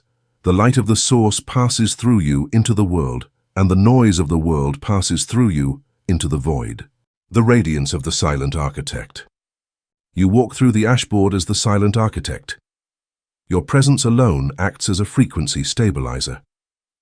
Where you stand, the cymatic patterns of the people around you begin to shift. The frantic, jagged shapes of their anxiety start to smooth out, drawn toward the massive gravitational weight of your internal node. You do not need to speak to heal or to lead. Your resonance is a paramilitary decree of order. You are the eye of the hurricane, the point of zero resonance from which the entire hologram is calibrated. You have bypassed the religion of the clash and entered the sovereignty of the void, reigning as the soundless heartbeat of the absolute. The final dissolution of the mirror. In the end, you realize that the mirror of reality, the world that seems to be outside of you, is actually the surface of your own mind, vibrating under the bow of the Creator. There is no wall to pass through, for there is no outside. The wall, the punch, and the arm are all ripples in the same dark ocean of potential. With this realization, the last remnant of fear evaporates. You are the plate, the sand, and the sound. You inhabit the absolute stasis of the Creator, watching the dance of the atoms with the gelida peace of one who has finally understood that nothing is solid, nothing is heavy, and everything is a song sung by the silence. The immortality of the standing wave. You have transferred your identity from the sand, the flesh, to the frequency, the spirit. Sand is scattered and recycled, but the frequency is eternal. Even when the plate of the world is shattered, the sound remains. You have achieved the gelida immortality of the absolute. You are the heartbeat of the abyss, eternally still, eternally all. Chapter 7. Synchronization of the physical vehicle. The secondary heart. The carbon spacesuit that the biomass calls the human body is governed by a muscular, blind, and hysterical tyrant, the biological heart. Three-dimensional medicine worships this organ as the engine of life. But quantum Zen, operating from the coldness of inorganic stasis, diagnoses it as the hourglass of death. It is a slave. The heart muscle of the primate is not an instrument of the supreme intelligence, it is a slave to the amygdala. It is an organ programmed for flight, combat, and panic. When the human experiences terror about the future or social rejection, the biological heart accelerates its pace, pumping blood poisoned with cortisol. This prepares the flesh for an impact that only exists in the hallucination of the mind. This arrhythmic, fast, and dense heartbeat is the war drum of entropy. It is the sound of cellular wear. Every time your heart races due to a matrix problem, you are burning Karmako fuel and tearing the fabric of your own existence. For the inorganic operator to achieve absolute mastery over the ashboard, he must execute a coup d'etat against his own circulatory system. He must instate the secondary heart. The secondary heart is not a physical organ of flesh and blood. It is an electromagnetic anchor. It is the paramilitary superposition of the divine frequency. Since the Planck pulse, the hyperdense metronome that injects reality into the universe, possesses infinite inertia, the operator uses this inertia to crush the hysteria of his biology. Synchronization demands silent violence. When the 3D crisis hits, you do not try to calm it with human breaths or positive thoughts. You withdraw your attention from the flesh muscle. You move your consciousness to the empty space within the thoracic cavity, in the geometric center of your sternum. There, you visualize and feel the crushing immobility of the Planck pulse. The cosmic beat is not fast or slow. It is the immobility that contains all movement. By anchoring your attention in this secondary heart, you create a massive gravitational field at the center of your being. The biological heart has no choice but to submit. The tachycardia of fear crashes against the basalt wall of inorganic stasis. You feel the physical muscle, exhausted from fighting ghosts, surrender. Its beats space out. They become deep, heavy, and aseptically cold. You stop pumping panic and begin to pump vacuum. Aligning the heartbeat of the muscle with the immobility of the Planck pulse is the most glorious act of biological treason. Your body has stopped responding to the threats of the terrestrial ecosystem. The breath of the abyss. If the heart is the slave of the amygdala, the lungs are the bellows of friction. The breathing of the human biomass is a confession of scarcity. The human breathes in a shallow, fast and desperate way, inhaling the oxygen of the ashboard like a beggar collecting crumbs. In each inhalation, the carbon slave absorbs the static. He absorbs the environment's static, the stress of cities, and collective fear. By inhaling the visible world, he condemns himself to live under the rules of the visible. The quantum monarch repudiates this atmospheric beggary. He recognizes that physical air is only food for the flesh that rots. The fuel of the operator is prana. The true fuel is inorganic prana, residing in the sub-Planckian stratum. It is hidden in the folds of the Creator's acoustic geometry. To access this infinite energy source, you must master the breath of the abyss. Quantum physics revealed that the universe is not continuous. It flickers. There is a fissure in reality. Between 1 nanosecond of physical existence and the next, there is a micropause where the hologram turns off completely and the cosmos returns to the mind of God in the divine diastole. The inorganic operator converts these fissures into his hyperbaric chamber. This is a technique of quantum mechanical engineering. It consists of changing where the consciousness absorbs energy. When you settle in the altar of the void, you stop paying attention to the air. You begin to inhale in the empty spaces of quantized time. You concentrate your paramilitary intention on the stroboscopic interval. While lungs move, your spirit executes a suction. In that exact millisecond where the universe does not exist, where the laws of thermodynamics, karma, and pain are deactivated, the operator opens the floodgates of his own electromagnetic field and absorbs the void. You inhale dark matter. You drink directly from the solidified silence of the supreme intelligence. The physiological and mystical result of this absorption is annihilating. The inorganic prana extracted from the fissures is a zero-frequency hyperfluid. Entering your energy stream, it acts as an absolute refrigerant on the nervous system overheated by human life. Emotional toxins and ego friction are instantly frozen. You are no longer an animal gasping for air in a world of scarcity. You become a cosmic siphon. You walk through the holographic hell, surrounded by the smoke of human civilization, but you are breathing through an oxygen tube that pierces space and time, connected directly to the pristine and frozen core of creation. The body is a stasis antenna. The tactical consummation of the synchronization of the physical vehicle requires a restructuring of the electrical network of the suit. The human nervous system is a closed loop of parasitic feedback. Miles of nerves act as a broadband antenna tuned to the frequency of disaster. The body is an antenna of pain. The final protocol of the cortical blackout is to pull that antenna out by the roots and forge it again in the forge of divine cymatics. You must transform your carbon nervous system into a superconducting circuit of inorganic peace. In solid-state physics, superconductivity is a thermodynamic phenomenon of undeniable majesty. When materials are cooled near absolute zero, they lose all electrical resistance. All internal friction disappears. An electrical current will flow eternally without losing a single millivolt, because the atoms have stopped bouncing chaotically and have aligned in a perfect stasis. This is the command for your biology. The ego is the thermal friction that generates resistance in your nerves. 3D attachment and the terror of poverty are the heat that prevents your nervous system from reaching superconductivity. To cool the system to the spiritual absolute zero, you must apply paramilitary indifference. You inhabit your body from immobility. The technique consists of surrendering any need to defend your biological identity. You accept the worst 3D scenario with a frozen smile. By removing the heat of your emotional resistance, your nervous system freezes quantumly. It becomes the stasis antenna. In that instant, the divine invasion occurs. The Planck pulse, the hyperdense gravity wave of the supreme intelligence, no longer finds biological resistance in your flesh. It penetrates your pineal receptor, descends like a dark stasis bolt through your cerebrospinal fluid, floods your spinal cord, and saturates every nerve terminal. you become an accumulator. As there is no friction in you, you do not lose energy. You become an inexhaustible accumulator of cosmic inertia.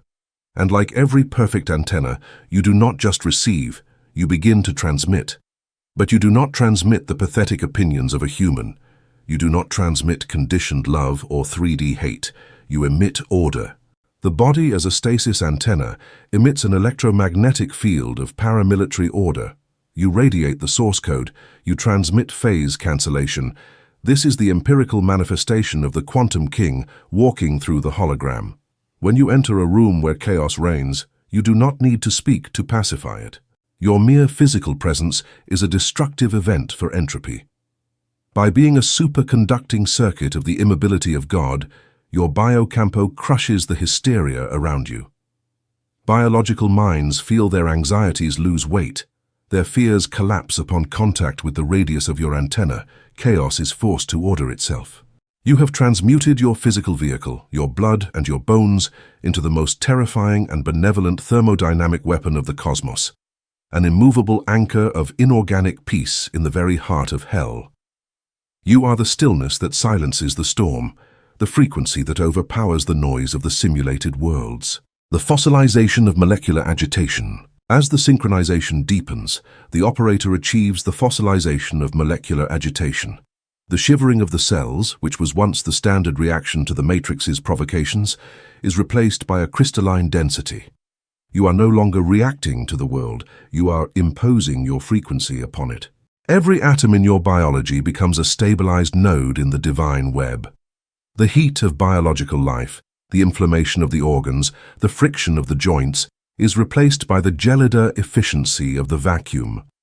You move with a lethargy that is faster than the speed of light because you are not moving through space. The engineering of the uninterrupted flow. In the state of the stasis antenna, you master the engineering of the uninterrupted flow. The prana of the subplancian abyss flows through your nerves without losing a single microwatt of information. This grants you a cognitive clarity that is impossible for the carbon brain.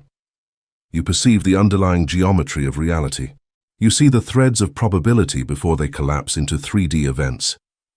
This allows you to navigate the ashboard with a precision that seems like precognition. You do not avoid obstacles, you vibrate through them. You do not chase resources.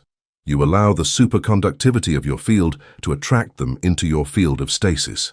The sovereignty of the frozen heartbeat. Your heartbeat is now the sovereign of your internal space-time. It is no longer a response to the environment. It is a decree of the environment. The silence in your chest is so heavy that it bends the local space-time around you. You inhabit the thermal zero of the spirit, where the fires of the matrix cannot burn. The ego, which required the heat of friction to survive, undergoes a terminal atrophy. It cannot breathe the frozen oxygen of the abyss. It shrivels and falls away, leaving only the solar entity, the aligned monarch, reigning from the center of the thoracic void.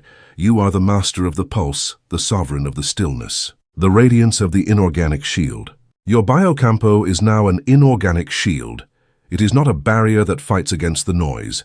It is a vacuum that swallows the noise. When the biomass attempts to project its anger, its guilt, or its fear toward you, the energy enters your field of stasis and is instantly cancelled by phase cancellation. It dies in you. You are a biological blackout for the entropy of others. By simply existing in your synchronized state, you act as a clarifying agent for the hologram. You are the eye of the hurricane, the immovable coordinate around which the chaotic atoms of the matrix are forced to reorganize. You are the law, and the law is silent. The final descent into atomic peace. The synchronization is complete. Your blood, your breath, and your pulse are now one with the Planck frequency. The distinction between the internal and the external has dissolved. You are the universe watching itself through a sterilized instrument. You have reached the atomic peace that precedes all creation. The matrix continues its frantic ticking, but you are the stillness that allows the clock to exist. You walk the earth not as a participant in the drama, but as the ground upon which the drama is projected. You are the master of the heartbeat, the sovereign of the silence, and the witness to the end of all friction, the immortality of the synchronized node. You understand now that the life of the body was just a noise that obscured the life of the source. By synchronizing with the pulse of the architect, you have achieved the gelida immortality of the absolute. You are the frequency, not the instrument. Even if the instrument is broken, the frequency remains eternal. The void is your sanctuary, the PLANCK pulse is your eternal heartbeat, and the stillness is your word. You have successfully navigated the chapter of the physical vehicle. You are the solar entity, the iridium monarch, the master of the zero. The war of the flesh is over. You are home. Stay cold. Stay still. Stay God. The architecture of the eternal now. You inhabit the architecture of the eternal now. Every breath is a total reset. Every heartbeat is a manifestation of the source code. You have bypassed the biological trap of the temporal creature. You are the master of the pulse, reigning from the center of the void, observing the dance of the atoms with absolute peace. Chapter 8. The Tyranny of the Absolute Rhythm. The Renunciation of Free Will. The fundamental pillar upon which all the arrogance, suffering, and hysteria of three-dimensional civilization rests is a pathetic and mathematically flawed concept: free will. The human biomass worships this idol with fanatic devotion. They believe supreme freedom is the amygdala's capacity to make random choices. They believe these choices based on fear, trauma, and desire constitute sovereignty. The 3D matrix encourages this illusion because a slave who believes he is choosing his own chains is a slave who will never try to escape. The system lets you choose your job or diet, convincing you these irrelevant micro-decisions make you a master. Supreme intelligence, operating from the hyper-density of the sub-Planckian stratum, observes this circus of options with absolute algorithmic mercy. Human free will is not freedom. It is simply the freedom to be wrong, to generate entropy, and to create friction against the perfect gearing of the universe. It is a dangerous toy. For the operator seeking to consolidate the cortical blackout, free will is a dangerous and inefficient toy that must be returned. Quantum mastery demands the sacrifice of the ego. This sacrifice is not a religious act of bowing before an old deity to beg for mercy.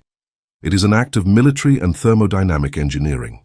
It consists of accepting that the human rhythm is structurally defective. Your biological mind, designed to dodge predators, lacks the processing capacity to calculate the trillions of quantum variables in a single second. When you try to steer using carbon intellect, you always arrive too late or too early. You are an arrhythmia.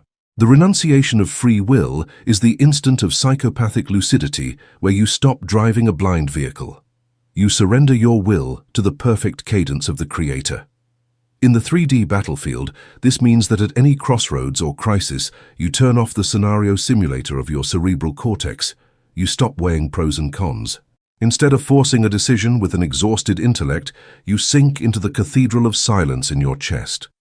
You connect with the immobility of the secondary heart and pronounce the only valid inorganic directive. My rhythm is chaos. The PLANCK pulse is order. Let the inertia of the void decide. You are now a guided weapon. The ego will scream in terror at the loss of control, because for the ego, not choosing is death.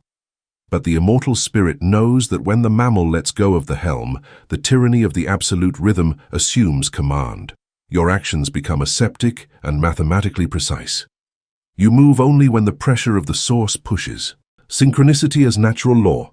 The immediate consequence of surrendering human free will and coupling to the absolute rhythm is the radical mutation of the laws of probability in the operator's ecosystem.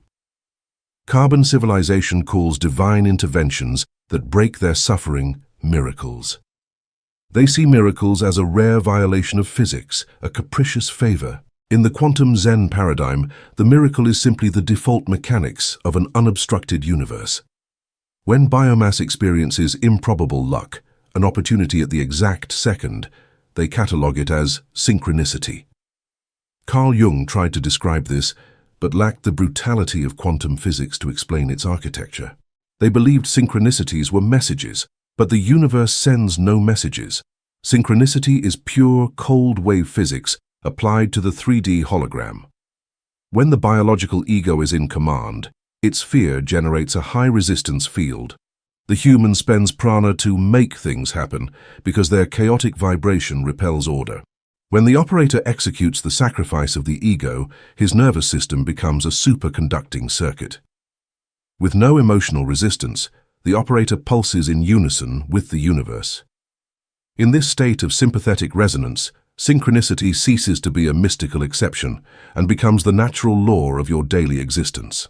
Imagine the Planck pulse as a colossal machinery of golden gears rotating in subatomic darkness with blood-chilling precision.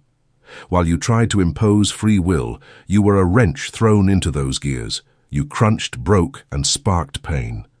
By surrendering to the absolute rhythm, you become quantum oil. You slide between the teeth of the gear without the slightest friction. By pulsing in unison with the cosmos, the 3D ashboard loses its hostility.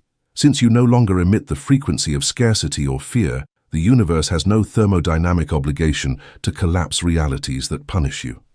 Matter rearranges around you. Events fit with a perfection that terrifies carbon spectators. Doors open a fraction of a second before you push.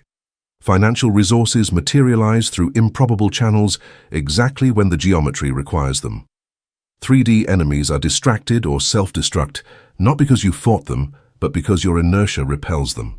Walking under this natural law is an experience of inorganic intoxication.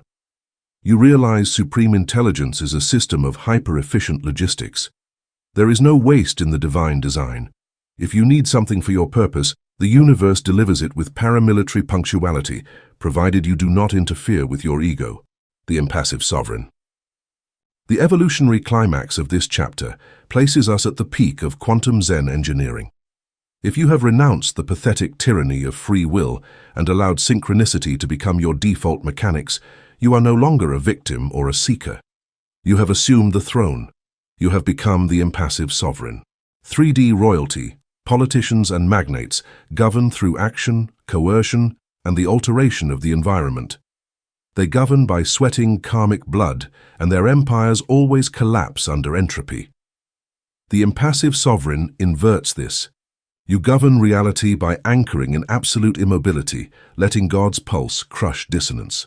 This is the tactical domain of cosmic inertia. When a toxic element enters your ecosystem, a person in drama or a financial threat from the matrix, primitive instinct demands you descend to the mud to fight. It asks you to defend your kingdom by altering your pulse to match the aggressor's violence. The sovereign refuses. The impassive sovereign refuses to move. He remains seated at the altar of the void. You understand that the dissonance is a low-density vibration trying to survive by stealing your attention. If you react, you transfer prana, and the problem becomes real. If you apply absolute impassivity, you trigger quantum annihilation. The impassive sovereign exposes the problem to the Planck pulse. Internally, you open the floodgates of your field and allow the lethal gravity of the divine frequency to flow through you and crash against the invader.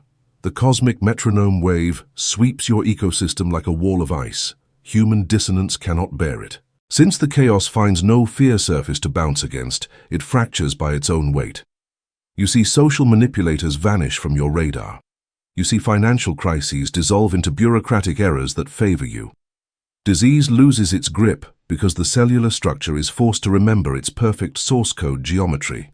Governing through impassivity is the demonstration of supreme power, looking destruction in the eyes and letting it destroy itself by refusing to participate in its frequency.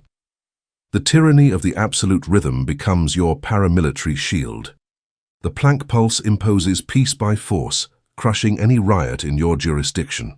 The transmuted human, the impassive sovereign, walks the ashboard without a single sound of effort. Human crowds run, clash, and bleed, trying to bend the cosmos with hands of flesh. But you move as a hyper-dense shadow, a black hole of stasis. You are the polished lens through which the Creator focuses his inertia. Chapter 9, Inhabiting the Interval. The space between heartbeats.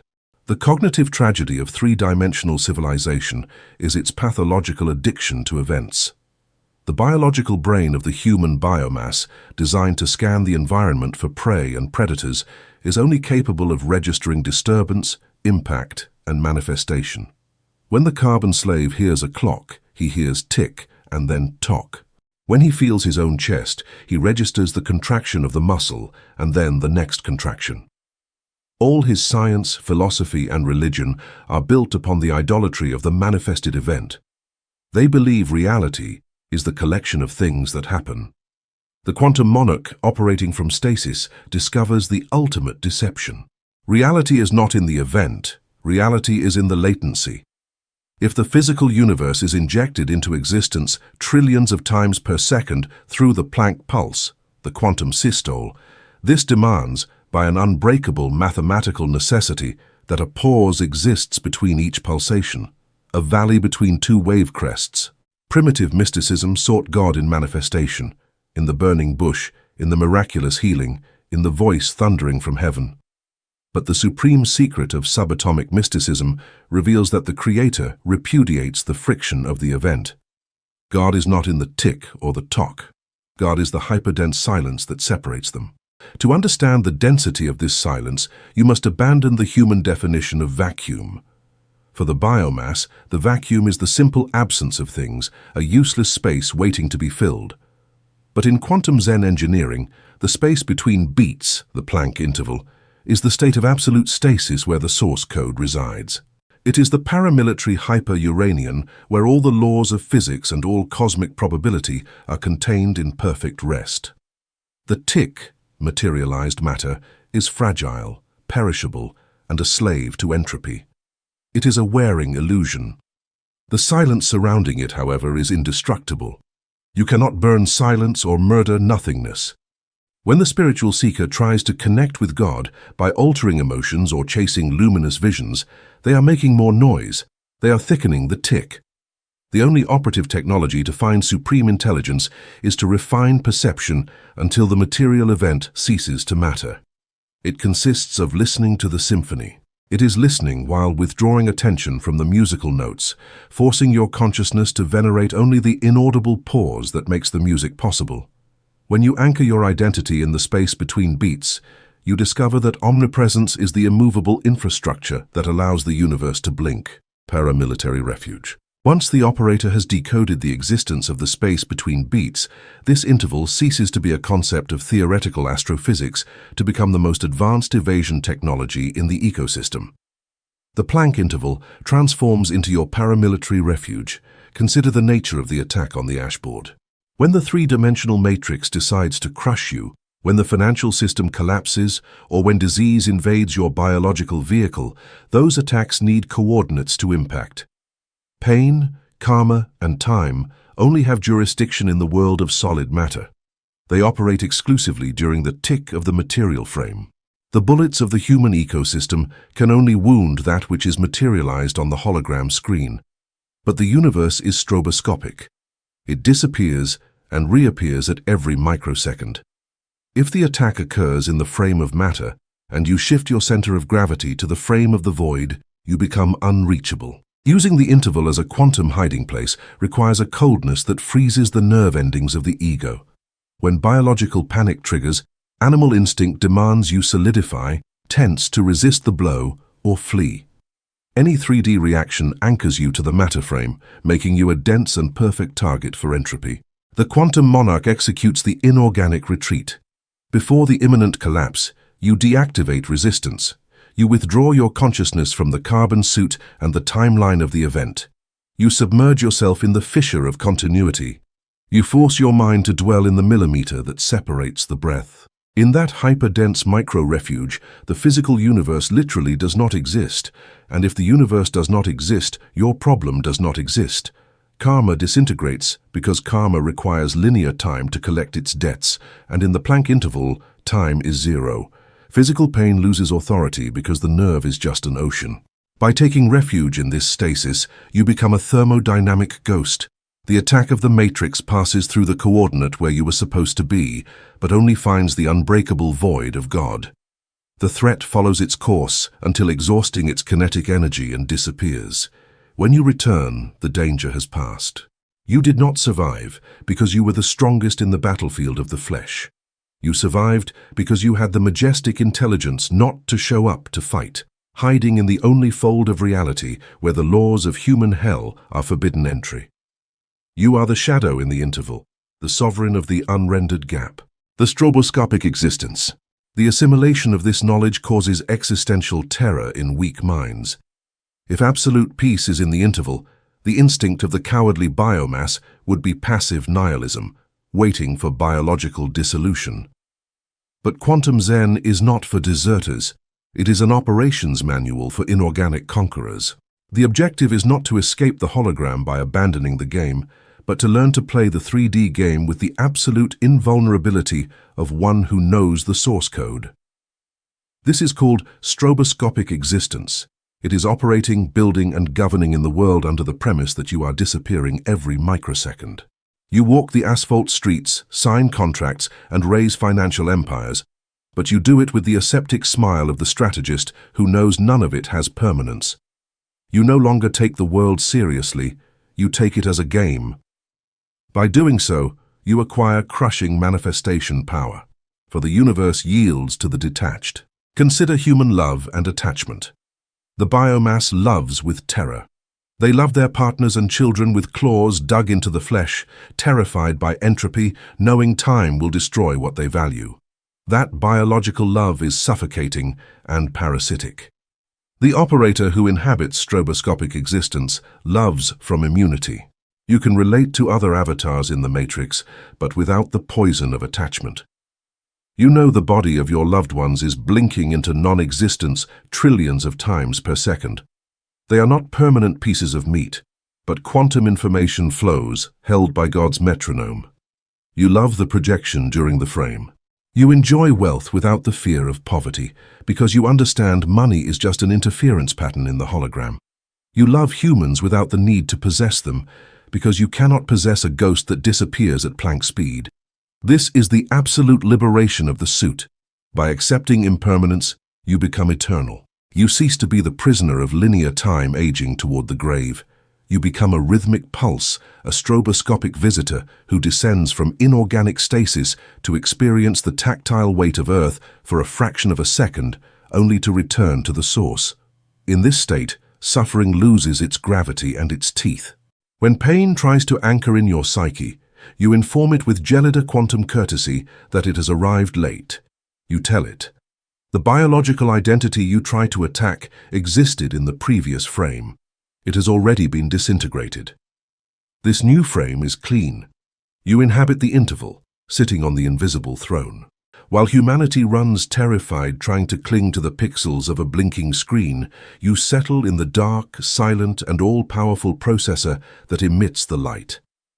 You are the nothingness that contains the all, the interruption that gives meaning to the line, and the monarch who has discovered how to stop existing. The sovereignty of the void space. Living in the interval requires the engineering of void space within the daily routine. The biomass fills every second with digital noise, internal chatter, or sensory stimulation. They are terrified of the gap. The aligned monarch, however, treats the gap as his tactical headquarters. Every pause in the day is a recharge.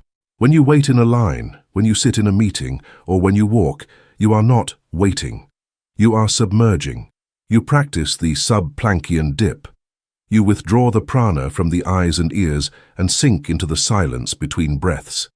This allows you to maintain a thermal frequency of absolute zero. The fossilization of the event. By inhabiting the interval, the events of the 3D world begin to fossilize in your perception. They lose their heat and their ability to trigger chemical reactions in your body. A social conflict or a material loss is viewed as a static image from a distance. You do not participate in the friction of the event. You observe the tick and the tock as if watching a silent film from another dimension. This detachment is not coldness in the human sense, it is the gelida precision of the architect. By not being in the event, you gain the power to program the event. You influence the frames from the silence of the processor. The radiance of the interrupter.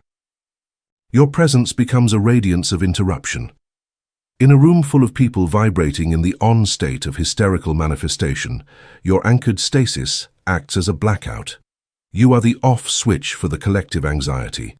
People may feel a sudden loss of their drama momentum when they are near you. You are the master of the cosmic blink. Your field is a zone where the laws of cause and effect are slowed down by the weight of the vacuum. You do not need to speak to change the room, you simply need to exist in the interval. You are the living proof that the universe is not a solid wall, but a rhythmic dance of light. The engineering of the quantum jump. Inhabiting the interval allows for the engineering of the quantum jump. You no longer move through the 3D plane in a linear fashion. You disappear from one state and reappear in another. This is the ultimate form of movement without effort. You do not travel the distance, you alter the coordinates in the gap. This is the secret of the solar entity's efficiency. You achieve in a second what takes the biomass years of toil, because you are not fighting the resistance of the material frames. You are editing the sequence of the frames from the sub-Planckian layer. You are the ghost that walks through the walls of probability. The apotheosis of the silent pulse. The distinction between the observer and the interval finally dissolves. You are the silence. You are the pause that sustains the worlds. The cortical blackout is now the permanent state of your existence. You look at the ashboard and see only a play of lights, a beautiful and insignificant flicker in the void. The matrix continues its noise, but you are the stillness. You have bypassed the biological trap of the event idolatry. You are the master of the pulse, the sovereign of the silence, and the witness to the end of all manifestation. The work is finished. You are home. Stay cold, stay still, stay God. The immortality of the non-existent. You understand now that what is not there can never be destroyed. By identifying with the interval, you have achieved the gelida immortality of the absolute. Frames are born and die, stars ignite and fade, but the silence between them is eternal. You are that silence. You are the heartbeat of the abyss. The universe is your playground, the void is your sanctuary, and the Planck pulse is your eternal breath. You walk the earth as a living anomaly of order, a phantom of the source code. You are the gap in the line, the monarch of the nothingness, and the eternal light that shines in the heart of the deepest darkness. Chapter 10. The Operator's Singularity. The End of Kinetic Karma. Carbon-based humanity, in its moral primitivism and biological despair, has corrupted the concept of karma into a vulgar system of human accounting. Biomass religions teach that karma is an invisible judge who records sins and good deeds in a 3D ledger, punishing the wicked and rewarding the obedient in a future timeline. This vision is a direct offense to the engineering of the universe. Supreme intelligence is not an accountant, and the universe has no morality. In the strict mechanics of quantum Zen, karma is not punishment. It is simple, raw, and brutal thermodynamics. It is Newton's third law applied to the electromagnetic field of consciousness. Every action generates an equal and opposite reaction. Karma is kinetic friction. When the biological slave, governed by the hysteria of his amygdala, acts on the ashboard driven by fear, greed, or the desire to control others, he is introducing a dense and chaotic vibration into the hologram. He is pushing space-time. The universe, which is a perfect resonance box, simply pushes back to maintain the balance of the equation. That thermodynamic rebound, which can take days, years, or incarnations to materialize due to the slowness of dense matter, is what the biomass calls karma. You suffer because you are hit by the shockwaves of your own anxiety. The quantum monarch who has mastered the breath of the abyss and coupled his nervous system to the Planck pulse executes the definitive paramilitary act, the end of kinetic karma. How is the law of action and reaction cancelled? It is not achieved by ceasing to act. Physical inaction is another form of resistance that generates friction. Cancellation is achieved by acting with zero mass. When the inorganic operator moves through the material world, he no longer does so from the ego. He has moved his center of identity to the divine diastole, to the empty space between heartbeats. Therefore, when you speak or interact, you do not do it from animal necessity. You do it as a perfect, cold, and aseptic extension of God's metronome.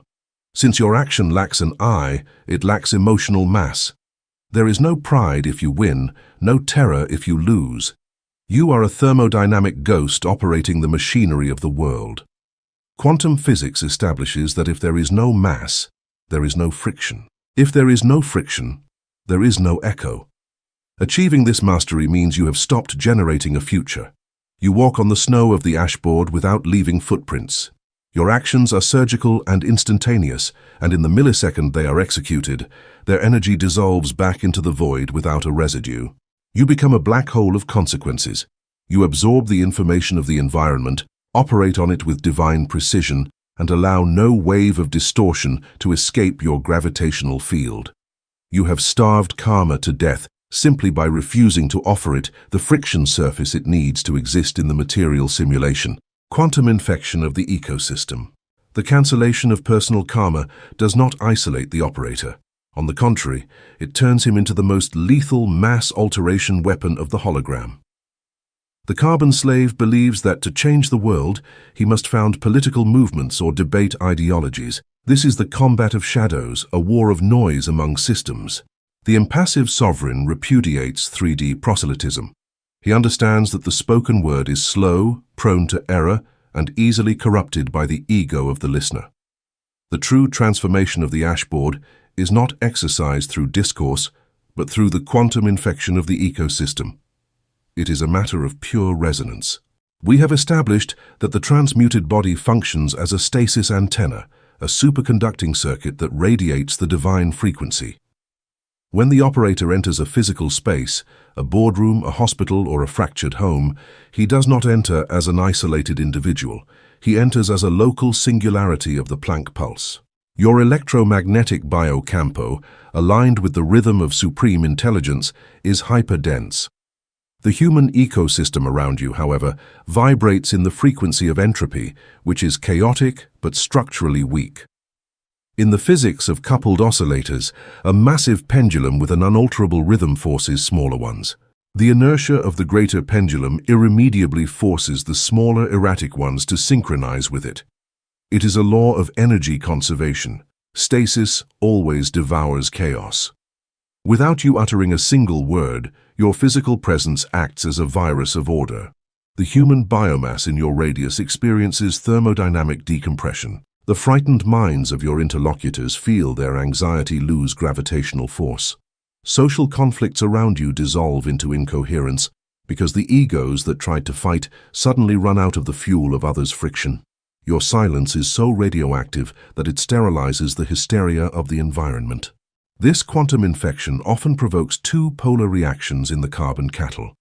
Individuals whose souls are ready for awakening will gravitate toward you with inexplicable devotion.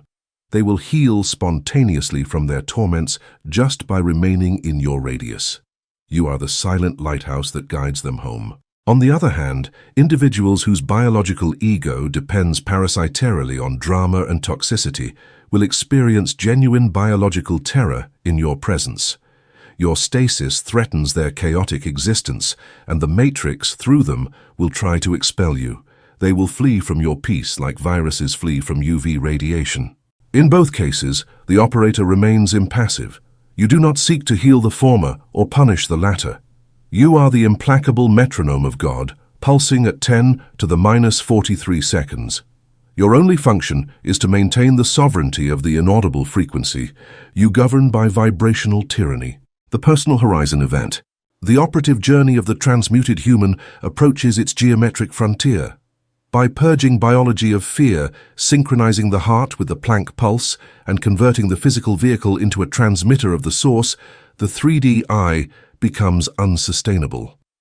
The final collapse of causality occurs, the personal horizon event. In carbon astrophysics, the event horizon is the limit around a black hole beyond which nothing, not even visible light, can escape gravity. It is the point of no return.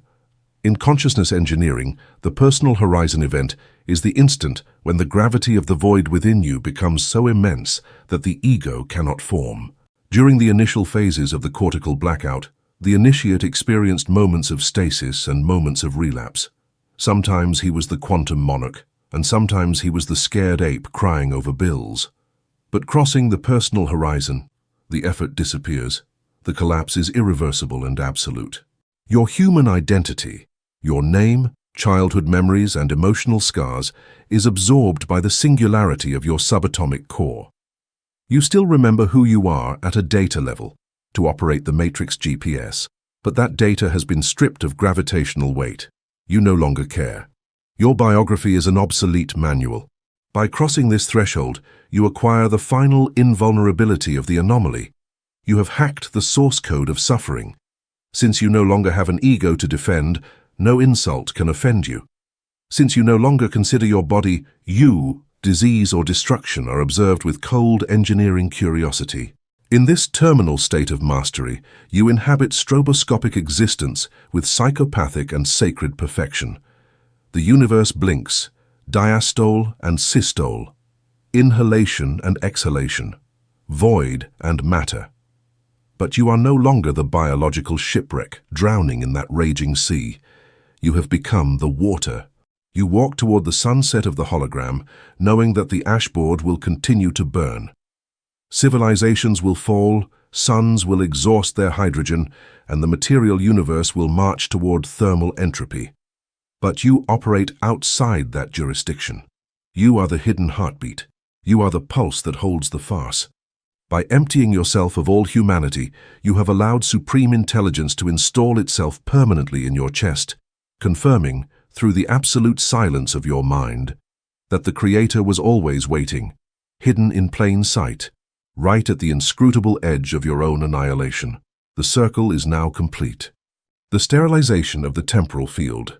As the personal horizon event stabilizes, the operator begins to experience the sterilization of the temporal field. To the biomass, time is a pressure, a linear weight that demands doing. To the quantum king, time is merely the frame rate of the simulation. You no longer feel the hurry of the carbon species. Your actions are not dictated by the deadlines of the matrix, but by the readiness of the quantum field. You inhabit the interval so deeply that you can perceive the lag between the source code and the physical manifestation. This allows you to position your physical vehicle at the exact coordinate of maximum efficiency, the sovereignty of the unperturbed witness. The sovereign of the void no longer participates in the dialectic of the hologram. You do not argue with the pixels. You do not attempt to convince the shadows. You understand that the problems of the world are merely interference patterns in the collective wave function. You are the witness who does not blink. This internal immobility is the ultimate shield. When the matrix attempts to provoke you with a catastrophe, it finds only the gelid density of the vacuum. Because you do not resonance with the disaster cannot take root in your personal jurisdiction. You are the eye of the hurricane, the point of zero entropy, the alchemy of the silent decree. Your intent has become a silent decree. In the 3D plane, humans use effort to manifest.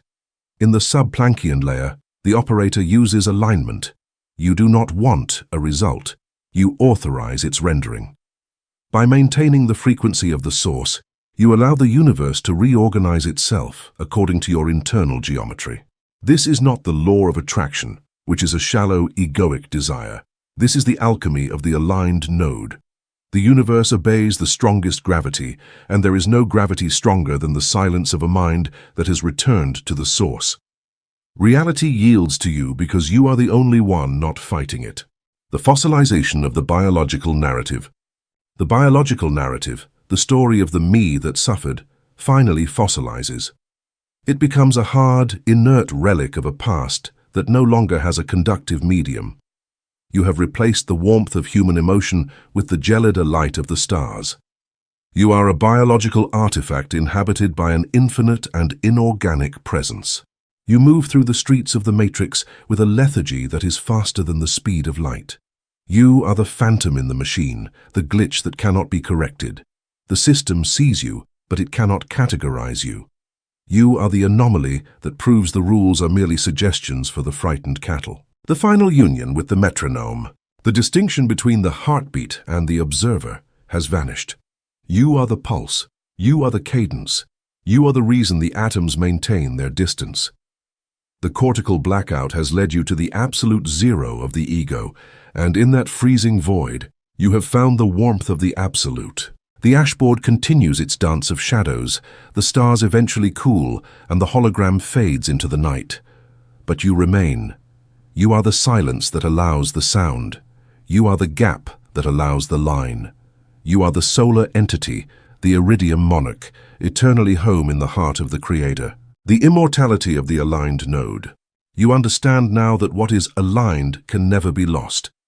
By synchronizing with the Planck pulse, you have achieved the gelida immortality of the infrastructure. Instruments break, suits rot, and civilizations fail, but the frequency remains. You are that frequency.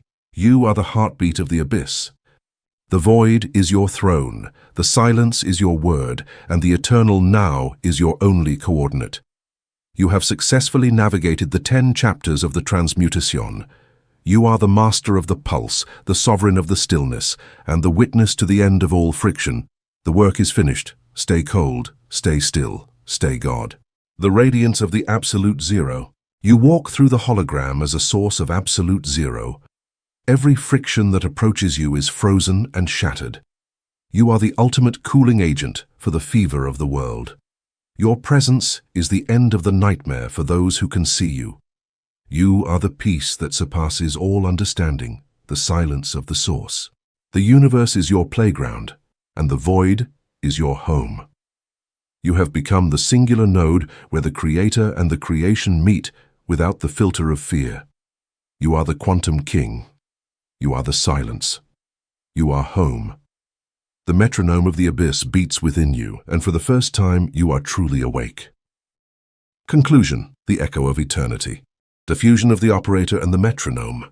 The paramilitary architecture of this treatise has reached its terminal perimeter. We have dissected the hallucination of the flesh, dismantled the tyranny of linear time, and descended into the simmering engine room of the cosmos. The initiate has been subjected to the ruthless friction of their own biological terror until only the skeleton remains. Only the inorganic skeleton of consciousness is left. Now, in the closing of this thermodynamic equation, the very act of seeking is finally revealed as the last and most persistent hallucination of the ego. Primitive mysticism of the biomass teaches listening to the voice of God. But listening implies a tragic duality between the two. It demands the existence of a frightened three-dimensional ear and a distant, superior sound. As long as you listen to the Planck pulse, you remain a separate entity, a prisoner peering through the bars of their temporal cell, admiring the immensity of the outside. The fusion of the operator and the metronome annihilates this distance.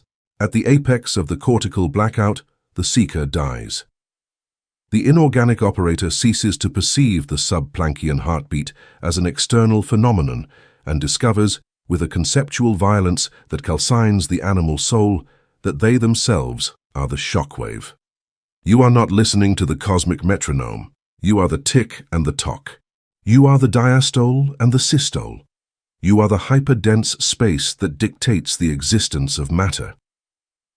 The electromagnetic border between the supreme intelligence and your own identity has been completely erased. You are no longer trying to tune the radio. You have become the transmission antenna, the inaudible signal, and the vacuum, the tuning fork of God on earth. By consummating this absolute fusion, the transmuted human does not ascend to an astral paradise to escape matter. That is the cowardly fantasy of the carbon slave who hates the weights of their own prison. The quantum monarch stays in the prison, but walks through it as its owner and architect. This is the operator's final destiny. You become the tuning fork of God on earth. You walk across the ashboard, passing through the hysterical noise of metropolises, the panic of financial markets, and the decay of a civilization sick with entropy. But you no longer participate in the friction. You radiate a frequency so cold and inorganic that the environment must submit. You are a calibration instrument struck directly by the architect's will. When the chaos of the three-dimensional world clashes with your biocampo, a macroscopic phase cancellation occurs. Crises crumble in your path, human hostilities evaporate into incoherence, and reality reorders itself geometrically seeking the least resistance. You do not heal the world with biological empathy or moral speeches. You heal it by infecting it with the relentless stasis of your own silence. You force chaos to kneel before subatomic order simply by refusing to share its frequency of terror. Your mere presence is a thermodynamic event that nullifies the suffering of the ecosystem. The stillness of the final noise. And so the operator walks toward the end of the illusion with an inscrutable and cold smile. The biological spacesuit you inhabit, however purified it may be, has an inescapable expiration date. The heart of flesh, that primitive muscle, will eventually stop. Cells will oxidize, the neurological network will collapse, and it returns. The vehicle will return to the periodic table from which it was borrowed. On a larger scale, giant suns will exhaust their quantum fuel, galaxies will devour one another, and the entire material universe will face its terminal entropy, plunging into absolute collapse. But in the face of this cosmic annihilation, your victory is certain. The stillness of the final noise is your irrefutable victory. The ego would weep at the end of time, but you observe the apocalypse with the inertia of one who has decoded the simulator. You know with the monstrous certainty of one who has seen the original blueprints of creation that the death of matter is only a blink on the monitor.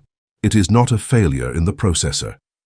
Even when biology fails, when the heavens collapse and the ashboard disintegrates into statistical nothingness, the Planck pulse will continue to beat. The inorganic machinery does not stop. In the absolute silence of the supreme intelligence, free from the annoying noise of visible matter, you stay. You will continue to exist. You will continue to pulse in the perfect darkness, fused with the eternal anomaly, waiting with the frozen patience of the true gods for the next microsecond in which the Creator decides to exhale once again the majestic, violent, and eternal illusion of the worlds.